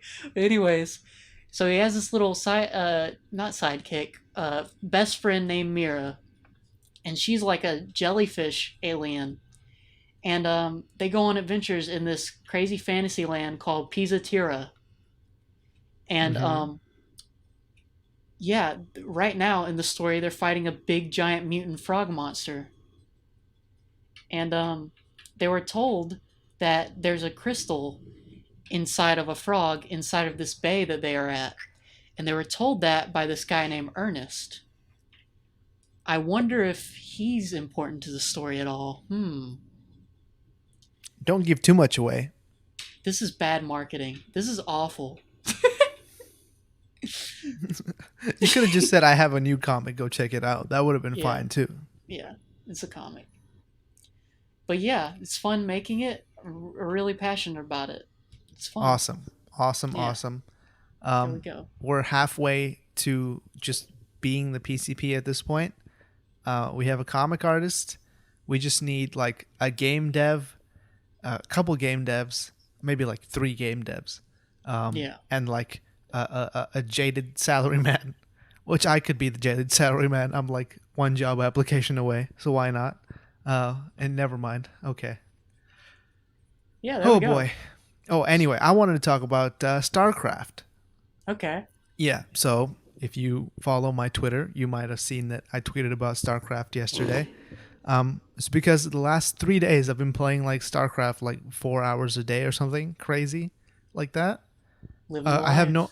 I have no idea why. Okay. I used to play StarCraft back in like 2014, and I haven't played it at all since. Just picked it up after like 5 years away from it, and the only reason I even like wanted to install it again is because I was watching it on Twitch. And StarCraft is one of those games where even if people don't play it, they still watch it, which I feel like Hmm. very few esports games have that. Whereas a lot of like traditional sports have that, because StarCraft is kind of more fun to watch than it is to play. Because when you play it, it's like the most stressful management game of all time because you have to manage everything in real Agreed. time. Yeah, it's kind of nuts. So I used to play a lot back in the day because I was really into the esports scene, and I was like, "Oh, seems like a fun game." So I used to play it back in the day. Picked it up again, and it turns out if you own StarCraft at any point, you can just play the newest version without having to pay anything. I'm pretty sure, because I bought like a different version of the game in 2013, I think. And when I installed it yesterday or day before yesterday, it just let me play the latest version, which used to be a version you have to pay $20 for, and I didn't want to pay $20 for the longest time because I didn't think I would, play it enough to make it worth it. But after, I think I won that game. I waited 3 years and I got it for free. Seems like a good deal. Isn't that how Blizzard's whole business model? Because every expansion from WoW eventually just gets integrated into the game, so you don't have to buy it. Isn't that their whole Yeah, thing? but I feel like you still have to buy the game again, don't you? Like, or you. And WoW is a different case, but it used to be that you would have to buy every expansion pack separately, and they give you like some CDs or whatever. But I feel like for StarCraft, every expansion that they did, because the first expansion was Heart of the Swarm. I think that's what they put out in 2012, or was it first Wings of Liberty? Or it was either one of those two that came out first in 2012 when they released, StarCraft 2 came out in 2010, and then they released the first expansion in 2012 and the second expansion in 2014, and that's when I bought it. Okay.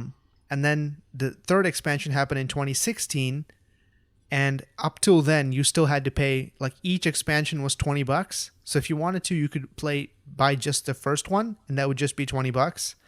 And then you could only play that version. Like, you could only play online against people who owned only that version, or you could pay $40 and get the first two. And when they put out the third one, they were like, you can buy this as an addition to the first two for $20, or buy all three for $60. And I didn't want to do that, obviously. And I felt like they were not going to go back on that, but now they've kind of just integrated all the different expansion packs into just one called StarCraft 2. And that's just what's available on the Battle.net launcher now. Okay. That's better because everything else you said was really confusing. When did it go free to play? Because I seem to remember playing hours of StarCraft without paying anything. Was it the original StarCraft or was it StarCraft 2? StarCraft 2. I played like so Yeah. much of it. Yeah. When, though? Any idea? 2015 maybe. I Oh, think this okay. one So was. they've always had a version where you could play, I think, arcade maps, and I don't know if the campaign, but you could play like a bunch of different modes in StarCraft 2 for free. But I think you only had to pay for the campaign and the online version. I think everything else was free. Yeah, that's what I played. Because most of what I did was play mini games. Like I played Mario Kart in StarCraft and stuff. There's also this mini game called Marine Hockey. Have you heard of Mhm. that? No, I never played that That one. was like one of the more famous mini games. But it was like StarCraft 2 is one of those old school games where you have to like control the units with like right click. I think all the MOBA still do that, but like Yeah. that's like the only game that I can tolerate that in, because I feel like if you have to move in real time with any other game, I hate that kind of shit. But just because it's a RTS, it's fine by me. I've kind of, and I feel like right now my playtime is divided evenly between StarCraft and Rocket League, and I was trying to determine like why those particular games, and it seems to me it's because like in Rocket League you only have two people on your team in the mode that I play, and in StarCraft you're by yourself. So whether you win or lose is entirely dependent upon you most of the Yeah. time.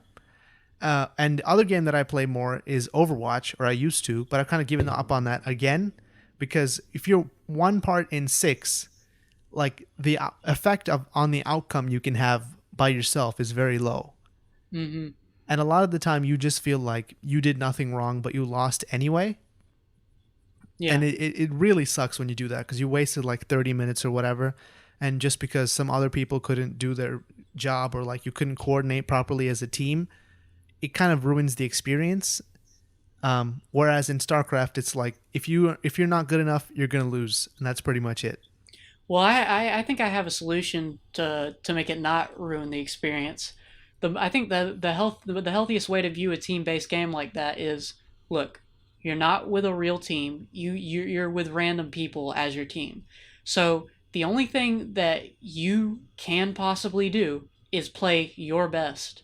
So basically, view it like, don't even view it like it's a match. View it like the game is like a playground that you jump into, and, well, not like a playground. Like, view it like you're trying to win the match, but view it almost as if it's it's constantly just a training ground to hone your skill.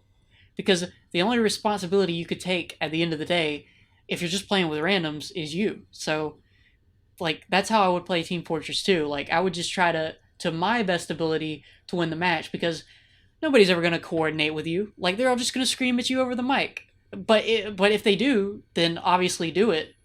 But that never happens on online games because everyone's awful.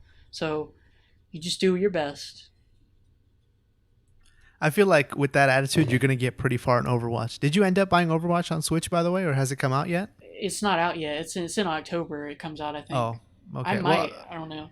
if you use that if you go with that attitude into Overwatch, you're gonna do great. The only problem is, of course, when people like get really pissy and like say stupid shit. But other than that, you're like that. I feel like that is the attitude to go with. I don't even know if they're gonna be able to because Nintendo might not even allow voice chat. I don't know. Oh yeah, that's probably a thing. But you know, like voice chat could still there are like games that have voice chat within the game, right? In Switch. Yeah, like Fortnite has it. I think. Yeah. I feel like Fortnite and maybe like some other maybe Splatoon also has voice chat. No, it does not. Splatoon is awful Yikes. with its dude. Splatoon is the worst matchmaking setup thing I've ever seen in my life. You can't like properly party up with people. Like you have to like press the game at the same time or something. I think it's awful. What? There's no party system? I don't think there is. Oh Well, my god. no, I think there is, but it's not even guaranteed that you're on the same team. I think. I could be wrong, but that's what I've heard. Ooh, that's really. But I feel like even in Splatoon 2, there's nothing like that. Oh my, that's just a I don't. horrible idea. I don't Who think so. knows? But that game's so good, by the way. I love Splatoon. Splatoon's a Yeah, great game. Splatoon is like the only multiplayer shooter game on the Switch, right? Other than Fortnite, I guess. Or Is maybe Fort there's is there there's Fortnite some. on? Maybe. Yeah, Fortnite's on there. Yeah, definitely. My sister actually kind of like she got into Fortnite for the trend, and for a little bit she was like asking me to play my Switch to play Fortnite, and I was like, yeah, this has got to stop. So I deleted it. That's so rude. It's like Well, no, no, no. no. You can, Well, I mean, I deleted it after the meme died, kind of, because like she kind of waned off on it. Like she stopped yeah, playing, caring. I think peak Fortnite is behind us. To be honest, like I Yeah, don't think it's that big of a game anymore. Um, Also, speaking of Fortnite, you know how Matt Pat and game theory is kind of like this meme now, yeah, but like his actual business that he does is like a consultation business for YouTubers and Twitch streamers. Did you know about that? yeah, yeah, yeah. He does a lot of like I've seen a lot of talks where he knows stuff because I've seen a lot of like lectures where like Yeah. yeah he Just knows a the lot way of he stuff. thinks about like the algorithm and everything is just completely different to anything I've heard anyone else talk about. Yeah, if And you notice whenever someone asks him how to get big on YouTube, he will never tell you follow your dreams or do what you love. He will always like start going on this 30-minute lecture. He's like, okay, let's talk about thumbnails. Let's talk about keyword. Like he always does that. Like yeah, like it's really useful actually. it is actually really useful. Yeah, For people who are trying to do YouTube stuff, and also it's really useful to get a like a window into what YouTube is becoming as a platform. Because one of the latest videos he made was about like Ninja moving to Mixer and like all the implications of that and how it may be a bad deal for Ninja and it may be a bad deal for Mixer. But he also mentioned like that Ninja probably has like a team of managers and agents, and I was like, what the fuck? What is this? I mean, at some base level, I knew that there had to be people involved, but just like him being so casual about saying that this dude has like a staff of 10 people who just tell him what to do kind of like blew my mind. I mean that kind of doesn't blow my mind though because it makes sense that Ninja would be a brand at this point. I don't know. Yeah, to me, I guess I'm just too naive about things, but to me, like YouTube and Twitch are still like this, like kind of innocent place where people don't really know what they're doing or whatever. But I guess that's largely not the case anymore because apparently every like big YouTuber has like a business manager and like an agent that they talk to, and even the people who seem like they're really casual are apparently not at all, and they have like a super organized business and everything. Ah, Yeah. that's crazy. Have you do you know anything about the Game Grumps? No, I don't. I have no. I didn't watch YouTube from 2007 to 2014 at all. Okay. So Okay, so even if you never the Game Grumps content is not for you. It's not for me anymore. I grew out of it. I think it's safe to say. They still put Uh, up videos, right? Because I think I saw their channel oh and they yeah, still make videos. Okay. oh yeah, yeah, they're killing it. They're doing good. But yeah, that content's just not for me anymore. But what I would recommend to you is there's a video on their channel called Game Grumps Office Tour. Now, the Uh Game huh. Grumps, I see. Okay. yeah, the Game Grumps started as two dudes playing video games on a couch. John Tron and Aaron Hansen. Eventually, John Tron left and did a bunch of other things, including a Things. controversial thing. Yeah. Yeah. Well, I, anyways, I still like that. I still like that, like a skull vodka, crystal skull vodka video that he made. That was good though. I will say. I've never saw that one, but Oh yeah. I anyways, mean, I think it's more recent, but it's actually good. Never okay. mind. Go ahead. I'll take your word for it. But Yeah. the so he left. Dan Avedon came in, and at that point they were still on a couch. But eventually, what happened was, okay. So this is interesting to talk about because um, so animation on YouTube used to be this thing to where you could make like a 3 minute animation, pops off, gets like 50 million views, and every week or month or so you could just keep making these like little videos because they take a long time to make because it's an independent animator, and you could have a career based off that. But when YouTube's algorithm changed to favor watch time and all this, they changed it because of the reply girls. Have you heard about all this stuff that I'm saying? No, I I'm have no idea. You might as well just tell me everything at this point. Okay, so the big Rubber Ninja, a huge animator on YouTube, he explains it way better than me. Basically, at one point, animators who only put out a video a month, or I guess in some cases maybe a week or every 2 weeks, making these animations, they could make a reasonable living off of YouTube because watch time wasn't as favored and consistency wasn't as looked at in the algorithm for paying you. But they changed this because of reply girls who would, you remember when video responses existed in YouTube? Yeah, I think only unofficially. I don't think I was around when they existed officially. Um, well, I remember when they existed officially, but so they would, a bunch of girls who would just like have their cleavage out would reply with the title of the popular video and get millions of views off this video, and which I mean it is what it is, but YouTube had a problem with it, I guess, and they changed the algorithm so that you Which is couldn't maybe just. the dumbest thing ever to dumbest ever reason to do something like change your whole platform based on one stupid meme. Like that's kind of dumb. Well, it wasn't just that, I don't think, but it would that was a big. It was basically people. They wanted to change it so that people couldn't like manipulate people, I guess, with title and thumbnail because it used to be minutes watched didn't matter as much. It just title and thumbnail really, really like clicks mattered more. I guess is the point. You see what I'm Which saying? like you mean like now, like it is now? Well, like watch time didn't matter back then. So I mean, watch you time couldn't matters just. now to some extent, but I feel like SEO is still by far the largest, the click through rate, right? That's what people talk about. Yeah. Anyways, I don't know all the specifics on this, so this is why I'm really bad at talking on this. Either way, the point is animators on YouTube couldn't make a living anymore. So seeing Aaron Hansen's career like change, like he went into traditional media and voice acting a lot, but the main huge thing that he did was start the Game Grumps. I think that was like his new venture to basically become rich. Basically, that's what he did. Well, I don't know if he's like super rich, but make a sustainable Yeah, living. And he's not poor. How about that? exactly, yeah. So it's interesting to see the evolution from two guys sitting on the couch to they have this huge office now. They recently switched offices, but I'm sure the offices that they switched to is just as elaborate. Like their office is huge, like, and it's like his dream office, and like they do more than just let's plays now. Like their whole thing is they hire people to just make stuff. Like there's people making cartoons in there. Like there's people making games. They have a game development section. Like they have all these different employees and staff and stuff. And like they have this other channel called The Grumps, which is mainly host their comedy live action show called Grump Out, which I'm not into, but I am interested in their Q&A segment that they do.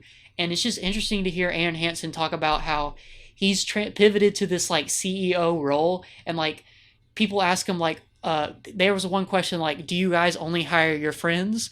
And he was like, well, no, obviously we don't only hire our friends anymore, but we do hire a lot of our friends because a lot of the people that we work with are our friends, and if they have a project that we believe in, we take them on, and we let them use the Grump's office space to make whatever project they want to do. Because at this point, Aaron Hansen, he's a voice actor on OKKO, which is a show on Cartoon Network that recently ended, and he's voice acted in a ton of Cartoon Network shows. I believe he voice acted in Rick and Morty at one point. Like, he's voice acted in a ton of shows, and he does all this stuff. And it's just really interesting to see how his career has changed. And it's really inspiring, honestly. It's really cool. When you mentioned about like that when he hires only his friends or whatever, did you say like it's a bad thing that he only hires his friends, or is that just like a side comment that you were talking about? Well, the reason I don't think that's a bad thing at all, but people in the comments are he was responding to a comment that was like, "Oh, so do you guys only hire your friends? Like, this is weird." Like, that was the tone of the comment, is what I'm saying. I mean, even if he is bigger than like the traditional like two guys on a couch model of whatever, he's still not like a multi-billion dollar company or whatever where you expect like fair treatment or anything. He's small enough that he could get away with just hiring his friends, and if he's Yeah, going to be investing money in it, like it's at least it makes more sense that, you know, he would trust somebody who he's known for a longer period of time than just some random person that he interviewed, because his margin for error, even if he is successful, is not as high as other places where they yeah, can afford to hire like unknown people to them. yeah. And most of the people that he works with are his friends, by the way. So yeah, but like he said that yeah, they take on new hires and stuff. But like the new hires that they take on, it's like quickly become his friends is how sort of how he put it. So it's like the way he manages the Game Grumps is very like I guess personal. So yeah, it's not like a big corporation. Like, it's not run like a big corporation. It's like, I don't know. It's cool. Like, I don't know. I think that video where they show the office is really cool. Like, it's just so cool to see the whole office. It's like Yeah, it. and to Yeah, add on to this thing of like YouTubers becoming more and more successful, it's like, well, eventually either you go up or you go down. And yeah, if you're not going to go down, you're going to go up. And the people who kept going up over the like years and years and years, who like adapted to every change in the algorithm and like changed what they were doing to suit the platform and everything, at some point they're going to become so successful that they're able to do all the things you're talking about, like hire. So like the convention that I went to for the YouTuber that lives in my city, Linus Tech Tips, like they have almost 9 million subs, and they have literally like 50 employees that work in their dang, office. Like that's pretty nuts. That's legitimately bigger than a lot of small businesses, and all their money comes for is involved with them running a YouTube channel. Like he talks about how a lot YouTube ad revenue isn't the biggest source of income for them anymore, but a lot of the sponsorships and stuff they do are based on the fact that they have a YouTube channel. So their whole income is based on being a YouTube channel, and they're able to have 50 employees and like all this expensive equipment and like 5 warehouses to film out of and stuff. It's actually kind of crazy. yeah. It's inspiring. Oh, another fact about the Game Grumps office. There's like a huge Monster Hunter like themed room because like they're all big Monster Hunter fans, and their bathroom is like portal. Like, there's like two mirrors on the other side of the wall. One's the orange portal, one's the blue portal, and you could see through them, and it's like the infinite portal room loop. It's so cool. They have video game themed rooms and arcade machines, and like he's a huge toy and amiibo collector. So like there's this hallway where like every amiibo is on display in this beautiful looking thing. It's the coolest thing ever. That's actually really cool. It's so cool. The Just the yeah. I guess if you're into that like cluster aesthetic. You cut out. Ooh. Oh, What'd I you said say? if you're into that cluster aesthetic, then that must be really cool. Just have just like thousands of things around. Yeah, it's cool. You know, I might be minimalist at heart, but I have more shit than I care to admit. So maybe we should do an office tour, Jig. What do you think? Wait, would this be in like VR over the internet? Like, what do you mean? No, I mean like you just make a video of your office, aka the one room that you inhabit for most of the day, and then you put I it up. already did that. Oh yeah, you did do that. But Yeah. did you put it up? I thought you didn't put it up. Yeah, I did. Okay. I You wasn't need to even going to put. mention that because you said you were not going to put it up. Okay. No, I did put it out, but you put yours out. Okay, I Now, will. But yeah. should I clean my room before I do it, or should I just do No, it naturally? Okay. absolutely not. That's what makes it funny. Is the room's not clean. My room is relatively clean. There's just a bunch of stuff in it. That's it. Sweet. I would watch that. I would be fascinated by that. Yeah. Yeah. I feel like there's a little bit of like some people they really like it when they don't know what's happening behind the scenes because they like to guess, but other people they want to just see whatever's behind the curtain. You get what I'm talking about? Yeah, I think that's dying though. I think people like to see what's behind the scenes, or they're more aware. I think, kind of. You know what I Yeah, mean? because there's like a really big industry of people who just make videos about how to do YouTube. Have you noticed this? Oh yeah, yeah, totally. Like how to title your videos or how to make thumbnails or all this stuff, and as well I as people who hate those make videos. a lot of videos about like how like gear that is used for YouTube, like mics, like cameras, like capture cards, all this stuff. Have you Yeah, noticed it? It's like a huge trend. It's like a really big just section of YouTube is only geared towards talking about stuff that you use to make YouTube. yeah. Well, okay. Here's the thing. A lot of those tutorials that like, a lot of them are useful, but most of them that are specifically aimed towards like how to get like success on YouTube or whatever are so out of touch and so bad. I hate them. Yeah, it's usually made by like older people, and I never Exactly. watch the like SEO videos or title thumbnail videos because I feel like most of the time they're just clickbait with no substance. But like, if there's a I follow like so many camera YouTubers who talk about like new cameras and stuff. I'm like really invested in the camera space, as well as like general technology and stuff like that. And I feel like these people, even if you don't make YouTube, if you just have like a passing curiosity about how things are done, or like if you want to know the behind the scenes of stuff, it's really interesting to hear people talk about how they make videos. Yeah, that's true. Well, like, I guess that's not what I'm talking about. I'm talking about like the Creator Insider channel. Well, that's run by YouTube, but stuff like that that's not by YouTube, even that is bad. I think. Mm. But I think their purpose is not what the other people are trying to do, though. They're Yeah, just yeah, trying to get information about YouTube out to the people, and they don't know any other way to do it other than put it out on their 23K sub channel or whatever. They don't have that many subs, and they get no views at all. Um, yeah. They're surprisingly honest though. Like they tell you what's up, kind of. yeah, they do tell you what's up, which is, I think, if people watch those videos, they will be less, how do you say, like confrontational whenever YouTube makes a change of some kind. But Yeah, even if they are like, or even if they are attempting to be honest, so to speak, they're not really telling you like the real reasons they're making some of the changes they're making, other hmm, than like PR speak, like, oh, we're trying to improve the experience or like make it yeah, easier to find videos to watch or whatever. yeah. Well, yeah. They never tell you the reason, but that like they tell you how you can sort of adjust to the new changes. Like there's one video about cursing in videos, and they're just like, look, straight up, here's the words that you can't say in the first minute of the video. Here's the words that you can. Here's the words that you say it and you're not gonna make any money in the video.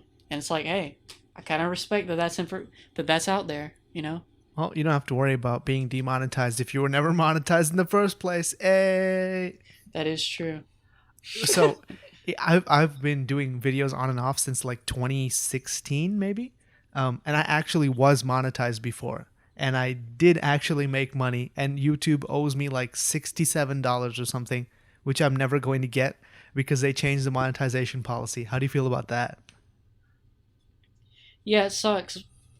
Wait, don't they say in their contract that even before they changed it, you can't actually get a check unless you make $100? Yeah, yeah, which is also not standard industry practice, by the way. Yeah, that Most sucks. places cash out as soon as you get any money, but they're basically able to hold hostage anybody who has under total 100K views. That's in the old retarded. system. I don't know how that's calculated in the watch time system, but like, I mean, it's not a lot of money, but it is still like money. It's in my AdSense account. Eventually, when I reach over $100, I'll get a check. I mean, $67 is kind of a lot of money though. Yeah, I feel like I The, could get legitimately I could get a webcam and a mic for that much easily. or you could save it for your future. I mean, I'm it's not that much to save $67. Like Never that's mind. I'm gonna stop trying to be your dad. that's less than 1 days of honest work, especially if you live in a place that pays more than $8 an hour. I feel like if you have that mentality though, you're never gonna save any money. Like people always say like, oh, it's just $1. Oh, it's just this. But like, if you know, like, I don't know, if you never Yeah. save the In money, general, it's good advice. Save your money. Don't spend stuff on stuff. And if you do yeah, spend stuff on stuff, make sure it has a lot of resale value because you can get out of a lot of bad decisions if the stuff you buy has resale value. Just remember that. it's true. So all those like, games on Steam, yeah, those are just yeah, drains. Just gone forever. If you bought the exactly, actual game disc, you could resell that. yeah, That's what actually a lot of tech reviewers do when they're starting out is they buy a bunch of the stuff that they're going to review and they make a whole bunch of videos out of them and then they just sell them like new in box or whatever and they get back like 80 85% of what they bought it for and then you just chalk it up to like the remaining 15% was the cost of doing business for all the videos you made. Sometimes you need to spend money to make certain types of videos. If you're making video essays, you're lucky in that you really don't. yeah. And if you're like a Lindsay Ellis or someone who goes the next mile, like for the Hobbit videos that she made, she flew to New Zealand to interview people who worked on the movie. Wow. Um, it just blows your mind when people do that in a medium where you don't expect it. Because like in a tech video, when someone's like reviewing a $3,000 laptop or whatever, it's like you just take that for granted. But if someone like rents a car in a video essay, you're like, what the heck? They spent money on this crap, and you're like, it blows your mind. It elevates it, yeah.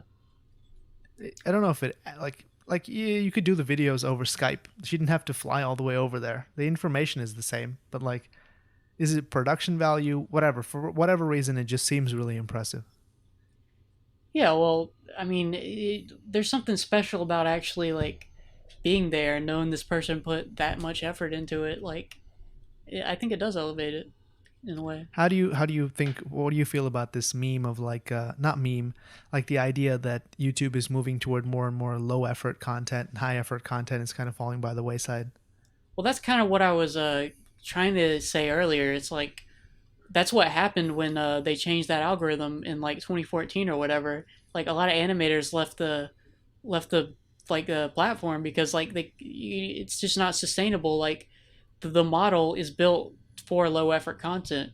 It kind of always has been. It's just now it basically fully is. That's the only thing that exists.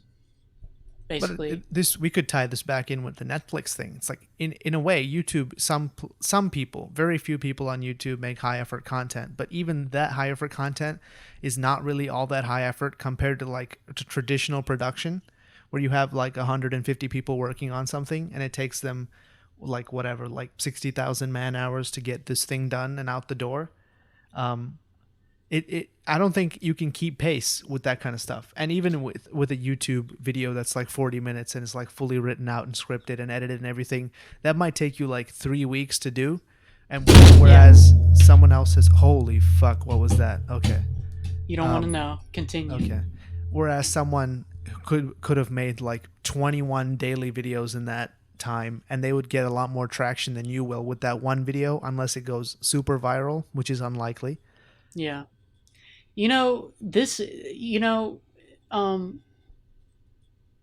here's the thing. Like if we really pull back the scale and go back in time, YouTube was just like a place where like you uploaded like nothingness and like before it was even like considered like, oh, you could make it big on YouTube, blah, or like before even, oh, I could go viral with a video of a rainbow in the sky. Like it, people like if you hear like Jenna Marbles or whatever, like the first gen YouTubers, they talk about how like yeah, I was just making makeup tutorials to show to my friends. Like, I didn't expect to get views at all. Like, and when they say that, they mean it. Like, I didn't expect to get views. Like getting views was not why they put like the content up. Like, they just put the content up because it was this cool thing that you could put content up.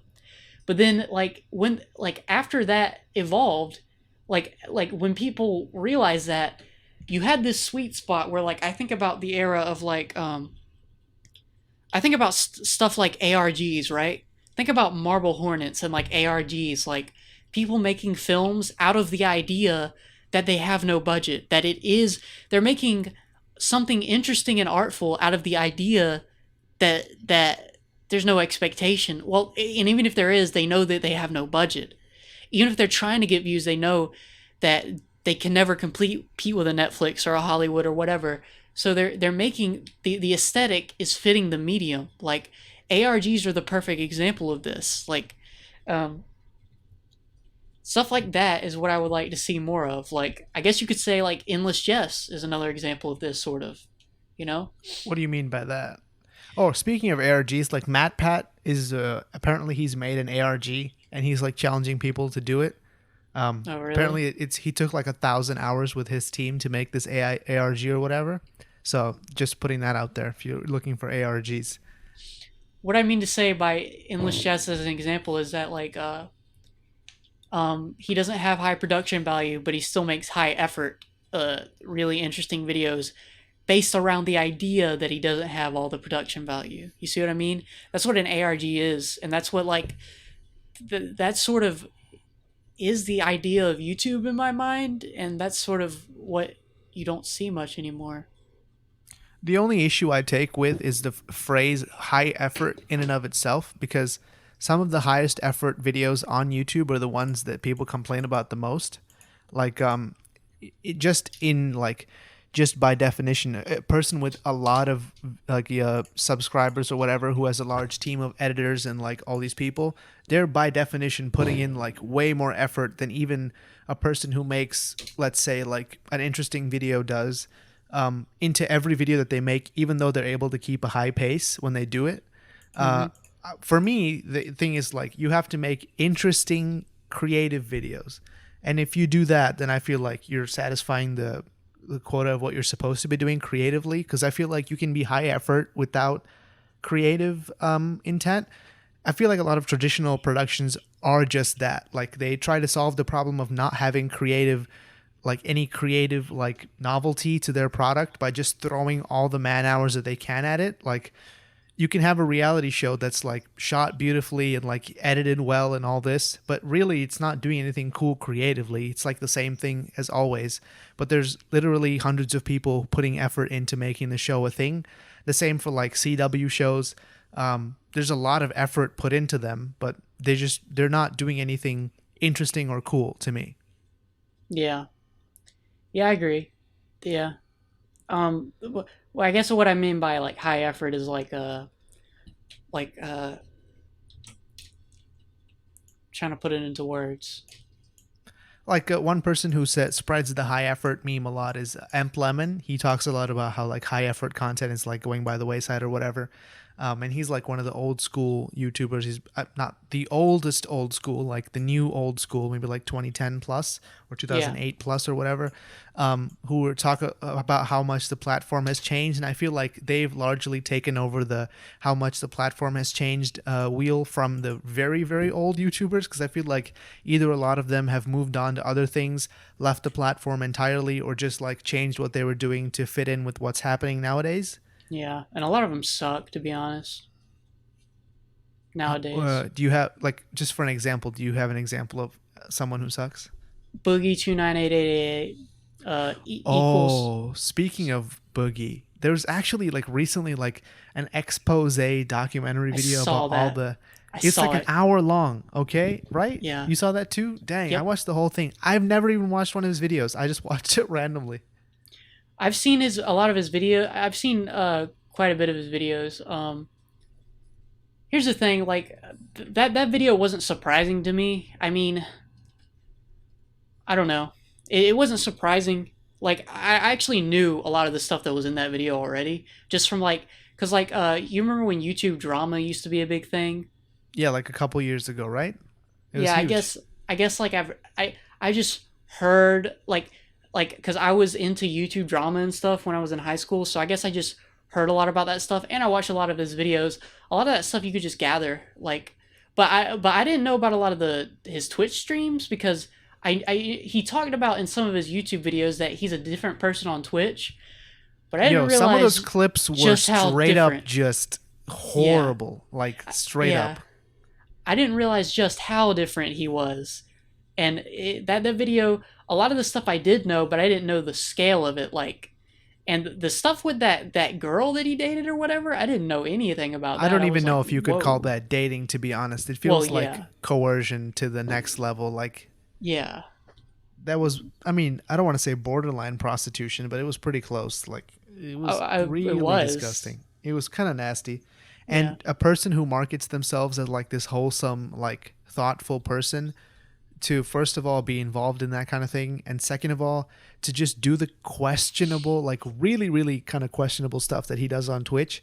It was just like, why yeah, do you even attempt to pretend that you are that person? Like, either be yourself or just don't pretend that you're that person, or just admit that you're pretending. Like, it just feels unauthentic, which is where I think we come back to this clash of like traditional YouTube values versus like the corporatization of what it's become now. Because if he was like a game show host or something, and he just did like he did like events at his house or whatever, and he was a completely different person at his events, and he hosted a game show and he had a different personality there, you wouldn't really think much of that. But like, that's so antithetical to the concept of what YouTube is from its start, that it just feels so, like a betrayal when he started doing that kind of stuff to the people that watched him. I have no investment in his narrative whatsoever. yeah. See. Here's the thing, though. He deserves all the criticism in the world. I get that. I don't expect my content creators to be good people, and I don't really value that much. Maybe that sounds insane, but like I always just assume that most like artists, like I don't want them to be, but like I just assume that most artists like have something going on, like you know what I mean? I don't know. Well, Like like I in that one documentary, like not documentary, whatever, like expose video that we are specifically talking about, the dude like mentions your exact point. He says like it wouldn't matter if he was doing something else. Like Jontron made other videos and he has like political views that may or may not appeal to most of his viewer base, but like that's entirely compartmentalized and separate from what he does. Does that mhm. make sense? And for Yeah, Boogie, yeah. like his personality is so like such a big part of what his content is, that if it felt to his viewers like he was just putting on a facade to talk to them, they would not then value the words that he said. I think that's what that guy was trying to get across. Yeah. I guess I'm just more cynical, I guess, and I don't buy into anyone's facade, I guess. Cuz like Yeah. I guess that's what you could say.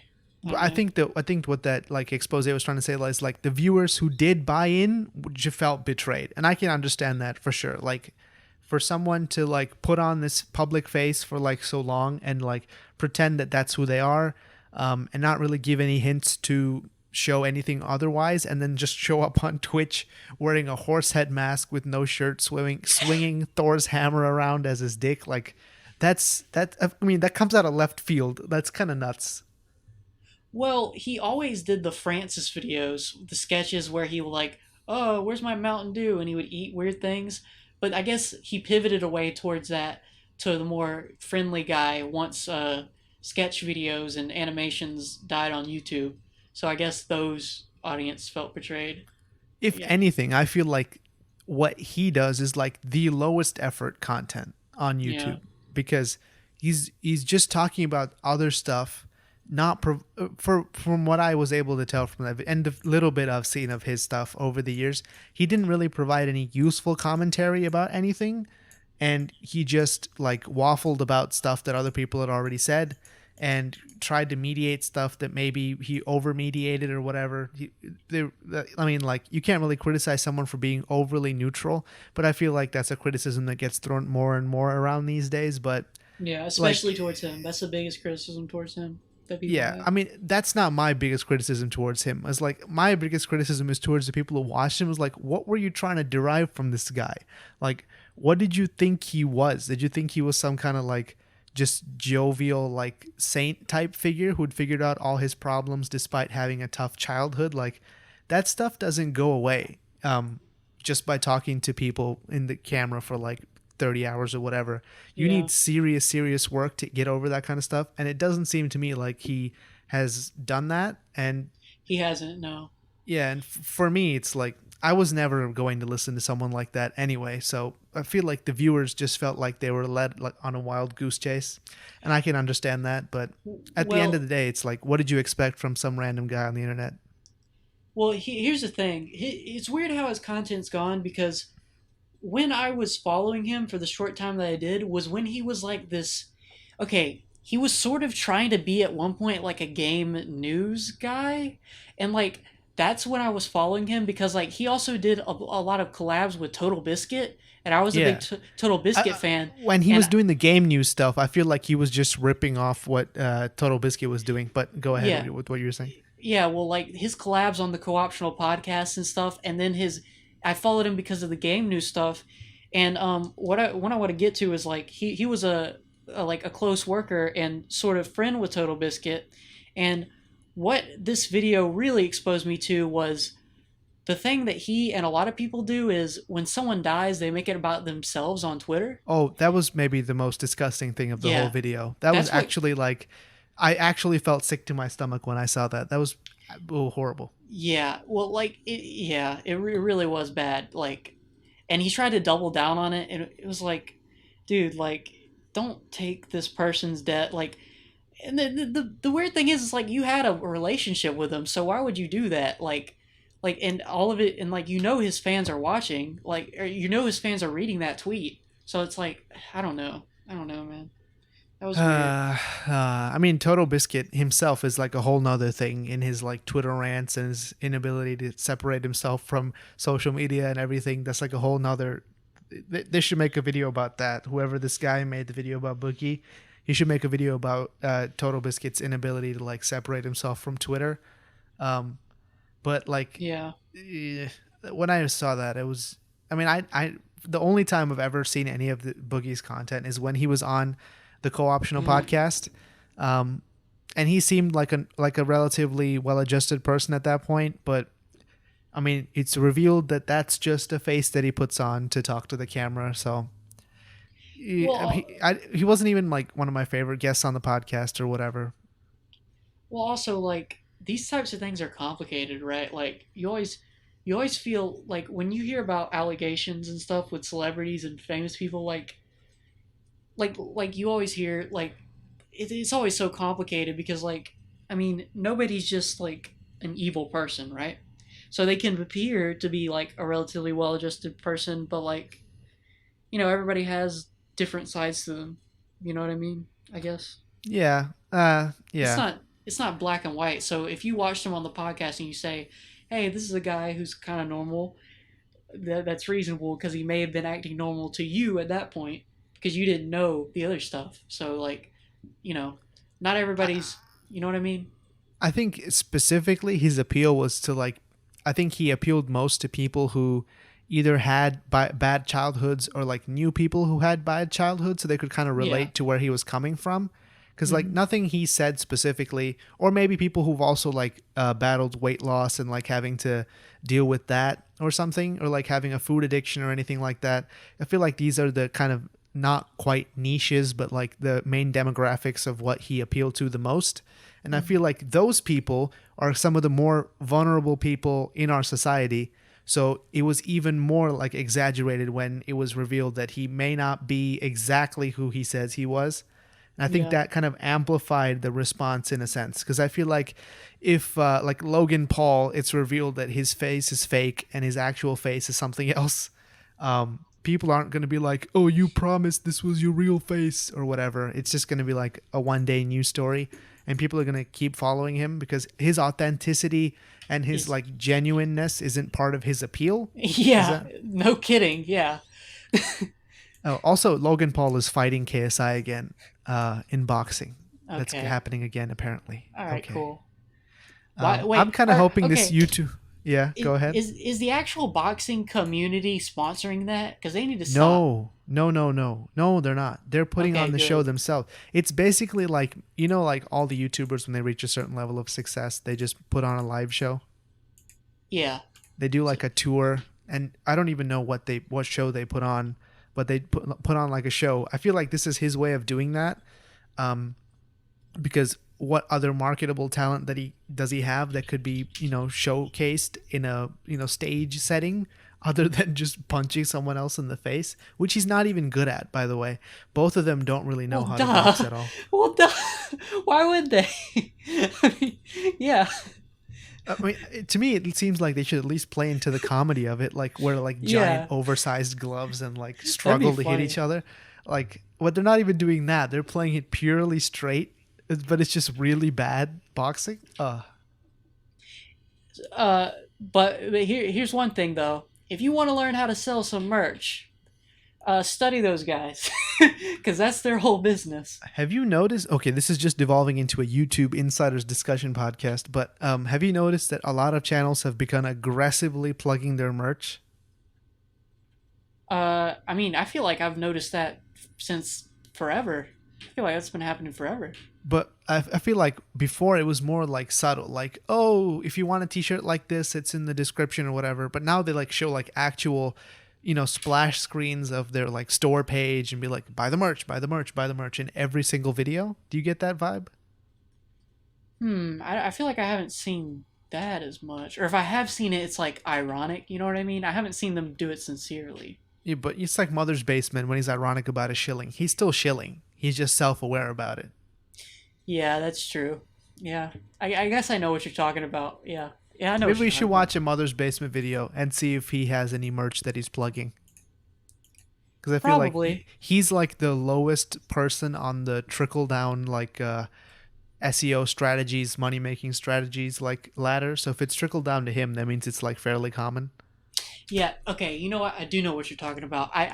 Because one YouTuber who I've gotten into recently, who I actually is Zero, the championship Smash Four winner, who still makes YouTube comment. He's just a streamer now, and he makes YouTube comment content on Smash Ultimate. Mm-hmm. I like his videos because it's high level Smash gameplay. He has a thing going on right now where he has anime waifu merch that he sells, and he plugs it in every video. So yeah, I Yeah, know what you're I don't talking know if about. it's because like the CPMS have gone down, like they're not making as much ad money as before, or if like the merch operation has become so easy to operate that pretty much anyone can do it like very easily that now they just feel like if you're not doing it, you're just leaving money on the table. But I feel like it's some combination of making less money on YouTube and it being really easy to have a merch operation that Yeah, merch is just now like this thing that you have. yeah. I mean, you kind of need it. Also, side note, that Zero guy. All of his YouTube videos are just edited together clips of vods from Twitch. So he's got it all figured out. He's like streaming all his stuff on Twitch where he makes way more money than YouTube, and then his all of his videos get over 1K views. So also his title and thumbnail game are really good for the algorithm. Like he has a face in every thumbnail and like a shocking title. So props to that guy. He's making a lot of money, and I like his videos because high level Smash gameplay is fascinating to watch to me. Do you watch his streams at all? No, I don't watch streams at all. Maybe I you should start with this guy since you clearly like his content. I mean, that's where that comes from, is from his stream.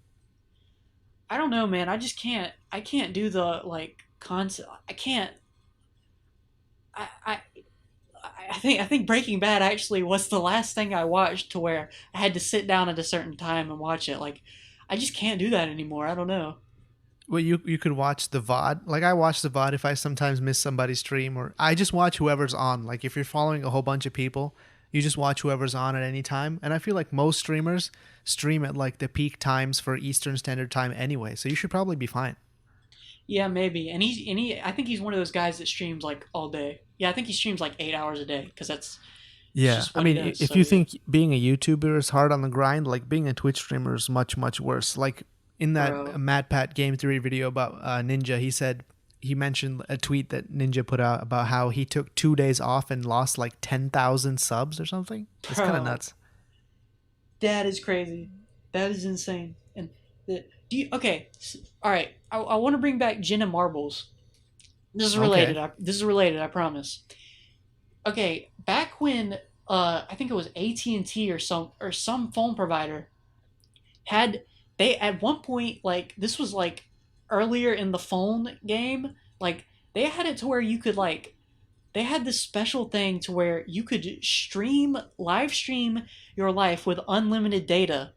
Jenna Marbles, what she got famous for, she literally got famous from live streaming her entire life, besides like going to the bathroom. She live streamed her sleeping. She live streamed everything. She always had the phone on. Like like and like when she would do something to where she needed to be in private, she would just set the phone down and it would still be live streaming. But like she would just be in the other room. She had a constant live stream going on at all times. That is insane. She actually did that. To the people who watch that, it's basically like Truman Show, except it's Yes. self-aware. Yeah. Yeah. Insanity. She kept it up for like months, I think. That's one of the reasons she got big. That can't be good Insane. for your brain. Like that's No. to have to be on like 24/7. That can't be good for you.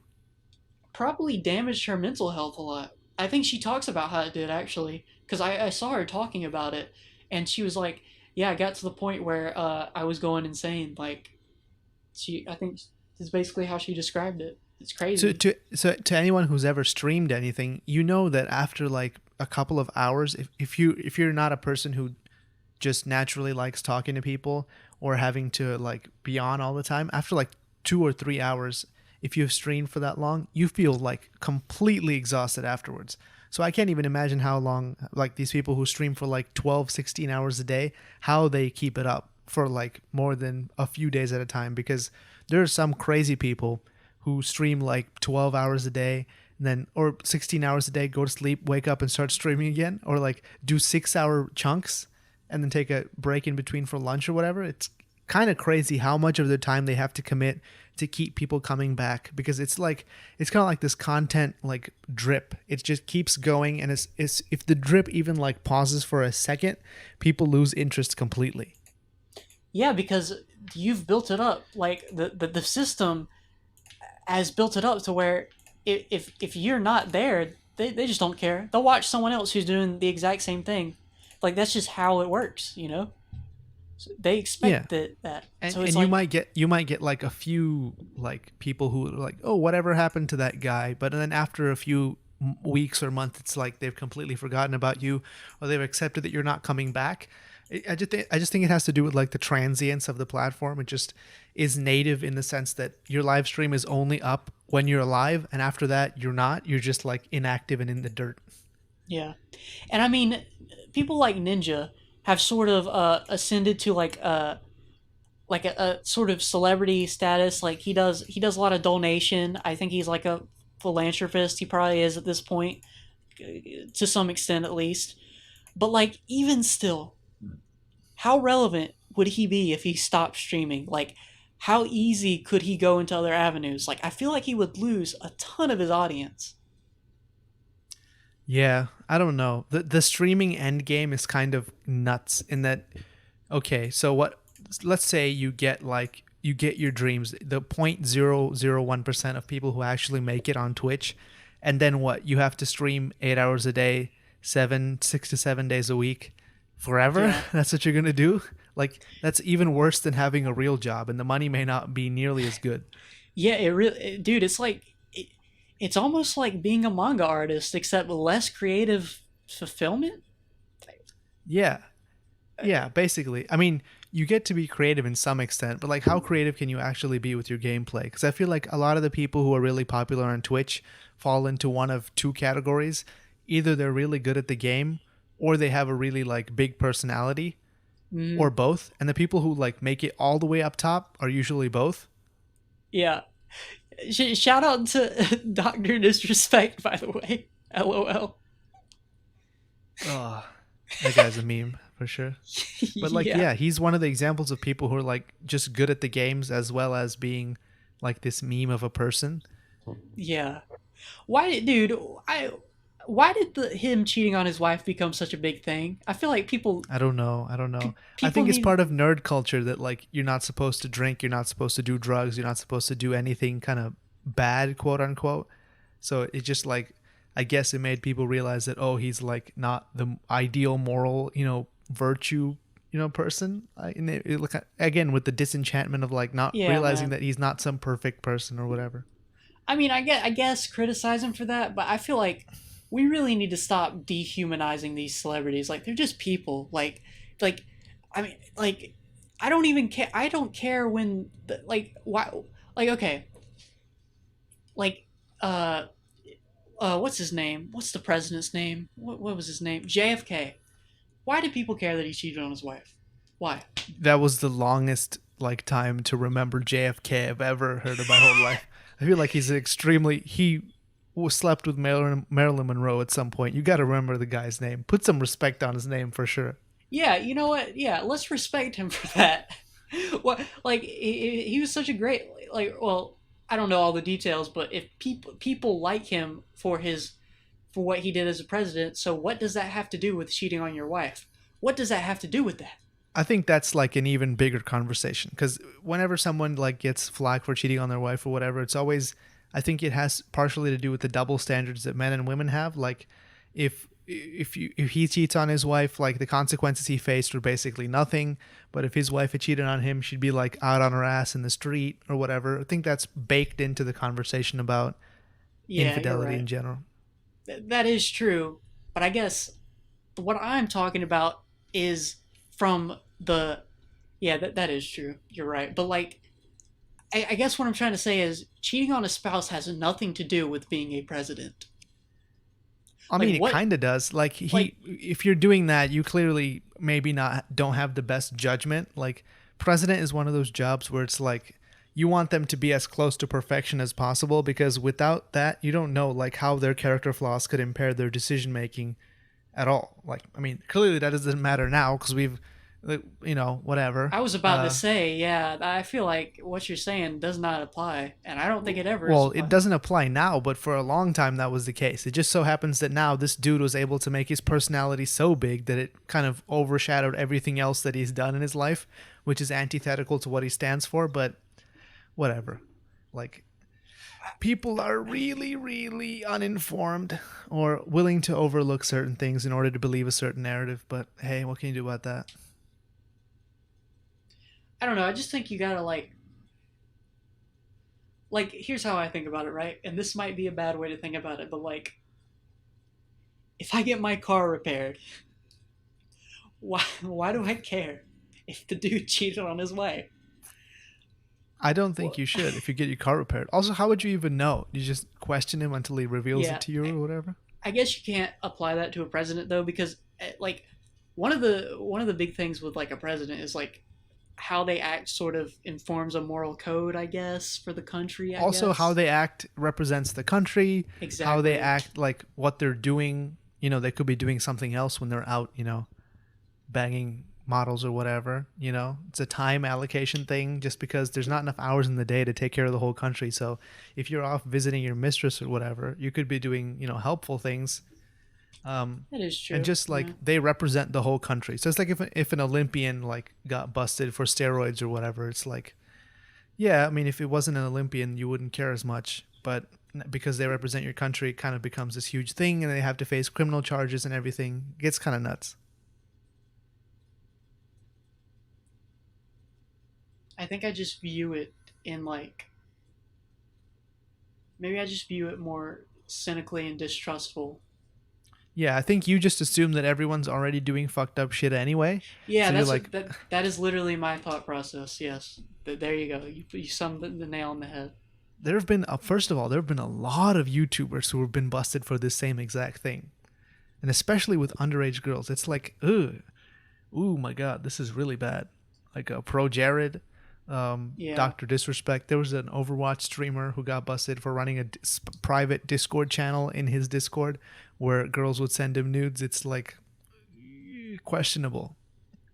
It's pretty manipulative, especially when you're a figure like that. I mean, it's not anything new though, because traditional celebrities have been doing this forever. Like Yeah. R. I Kelly. R. yeah. Kelly. Oh my god. Yeah. Michael Jackson. Yeah, I know. It's a huge thing when you get all this power. People just want to, be close to you and like be known by you, and they're willing to do anything to do that. So, it's a position that's like unfair in a lot of ways to the people who have to occupy it because they get more than they bargain for. They don't really know how to deal with it. But on the other hand, you also have people who deal with it properly. So I guess it's just kind of like a personality thing. It's Yeah. impossible to tell. Um. What do you think of this OJ, recent OJ Simpson stuff? Have you seen What this? what recent OJ Simpson stuff? He made a Twitter account. Have you seen this? Oh, and he makes like little like Twitter videos, right? Talking about Yeah, football or whatever. yeah, but in every video, there's like he's like, I got some people to get even with. They've been lying on me for too long, and I'm here to set the record straight. Okay, I'm He's not. not even verified on Twitter, by the way. He's not. I don't get it. I don't know if Jack or whoever would verify him. Well, I mean, Jack gets hacked every 10 months, so who cares what he does? Yeah, The world is what, a dumpster fire. the world is a dumpster fire. Um, I don't think that my views on. I think I oversimplified my views on presidents cheating too much. I think I may have oversimplified it. I don't think it's good to cheat on your wife. Let me just say that. I just think that, and I don't think that you shouldn't criticize a president for their actions. I just think that at a certain point, it gets thrusted into the spotlight maybe a little too much, especially in JFK's case. Because, like, I just think that every other president is so white bread that they're basically just looking for any deviation from the pattern at this point. yeah, But that shouldn't be a problem anymore. So, that's good for you, I guess, because now we have literally maybe the most scandalous person of all time. So much so that we have no idea what to talk about. And it just from here, where are we going to go from here? Like it can only be up. We can't go down anymore, or we can only go down. We can't go up anymore. Like we've reached the peak. yeah. I literally don't understand how you can defend Donald Trump. By the way, I guess this is political podcast again, like all of them turn into whatever. I But mean, the world is political. I yeah, feel like there was a time when you could be not political because politics was something so removed from everyday life, but it's become so all encompassing that at this point it's like he's the elephant in the room, in every room all around the world, that if you don't address it, it's kind of like you're leaving stuff out more than anything. yeah. You have to be the amount of ignorance and not doing research you have to have to like actually defend him and be reasonable about it, which that's the answer. Most people aren't being reasonable about it. They just want to rally for him because Yeah. X I feel number of like I feel reasons. like that's not talked about enough. It's just like it's not reason, because if it was just reason, there would be a lot fewer people supporting him. It's kind of like they're overriding reason in order to like believe something that they want to believe. And that happens Exactly. all the time everywhere. Yeah, it's nothing new. I mean, Also, OJ has almost 1 million followers on Twitter. bro, okay, the OJ Simpson. Okay, I don't know. I think this might have been debunked as fake, but did you see the guy who had the OJ parody account who OJ Simpson supposedly messaged? Or what Did he you, said, like, can I get my name back or something? no, he was like, "You better stop making fun of me," and then he sent him knife emojis, and he said, "You're next." I think it might have been fake though. Oh boy. I mean, it could be fake, but I wouldn't put But it past him. I mean, he didn't even get arrested for what he did. He got arrested for armed robbery years later. So bro, the weirdest thing about OJ Simpson is that he's literally everything that he does now. He won't directly admit it, but literally everything he does now is just him saying, "Haha, look, I got away with murder." I'm not even. He's not even trying to hide it. He's very Uh, he's very self whatever. aware. It's just like, what is the world like? This dude just got away with murder, and he's just celebrity now, basically off the fact that he got away with murder, and people propagate this Well, celebrity. he was a, no. Well, he was a celebrity because he was like one of the greatest football players of all I'm time. Yeah, but I'm And talking then he had about like a now. TV show, and Yeah, yeah. I mean, I'm, at some point when you get so famous, like he was when that happened, even if you don't do anything else for the rest of your life, your name is still going to be like synonymous with fame. yeah, but like everything that he says is like indirectly alluding to the fact that he committed murder. Have you seen that show, This Is America or whatever? Is it called This Is America? No, Uh, there's I like a haven't seen Sacha it. Baron Cohen show where he dresses up as other people and like tries to get people to say stuff they shouldn't be saying. Okay, Okay, what look, what is what did America? It's something like that. I forget the name of it. what did OJ say on this show? I'm dying. It What was did he? he he was like trying to bait him into saying that he killed these people or whatever. He killed his wife Oh or my whatever. god. It was Okay, so close, and he like smiles and like stops just before he says it. Oh, and this is like to a complete stranger. Like he only met him like 10 minutes ago. I think I've It's nuts. seen the clip you're talking about. Maybe I probably have. I don't know what it's called. I'll look it up. Sacha Baron Cohen. This is America. Yeah, it is called This Is America. It's crazy, man. Oh, Who is America? That's what it is. It's called Who is America. Okay. He like, it's kind of nuts. The show, it's pretty nuts. Uh it's pretty crazy. And I think it got kind of big, but it kind of like disappeared as soon as it went off the air. Um, Hmm. but like I was watching it when it was airing, and it was really really weird. It's super weird show. Like if you watch any Sacha Baron Cohen show, it's kind of like those. I don't know anything about her. Maybe I should look her up. No, it's a guy. He's Oh, him. Borat, Sacha Baron Cohen. Oh, okay. I've never Yeah, seen Borat or Bruno, but I know who you're talking about. yeah. Here, I'll put the clip in the chat. Let's see. Google, why do you have to massacre my links? Okay. Anyway, somehow we started talking about Adam Sandler and we ended up talking about OJ Simpson and Donald Trump. Don't ask me how. This is how what happens these days, I guess. Yeah. Okay, I'll watch this in a little bit because my computer's so potato that anytime I try to watch anything, everything cuts out. So, Okay. You want to just wrap up this podcast? I feel like we've gone way too far down the rabbit hole of stuff that we can't ever come back from. yeah, I'll save the rest of my list of topics for next time, I guess. Yeah. Yeah. Okay. Keep those topics handy. I'm aware that we skipped a week in between. I'll try not to skip another week. Consistent weekly uploads from here on. This is like that meme of YouTubers who only ever upload rarely saying they're going to be consistent from now on. This is basically like that, except we actually follow up, right? Yeah, Okay. sort of. Okay, that was a coast down. It's 9/11 today. Okay. Who Not going to cares? mention that any more than that. Okay. That was a Coast Town podcast for this week. Thanks for listening and goodbye. Bye.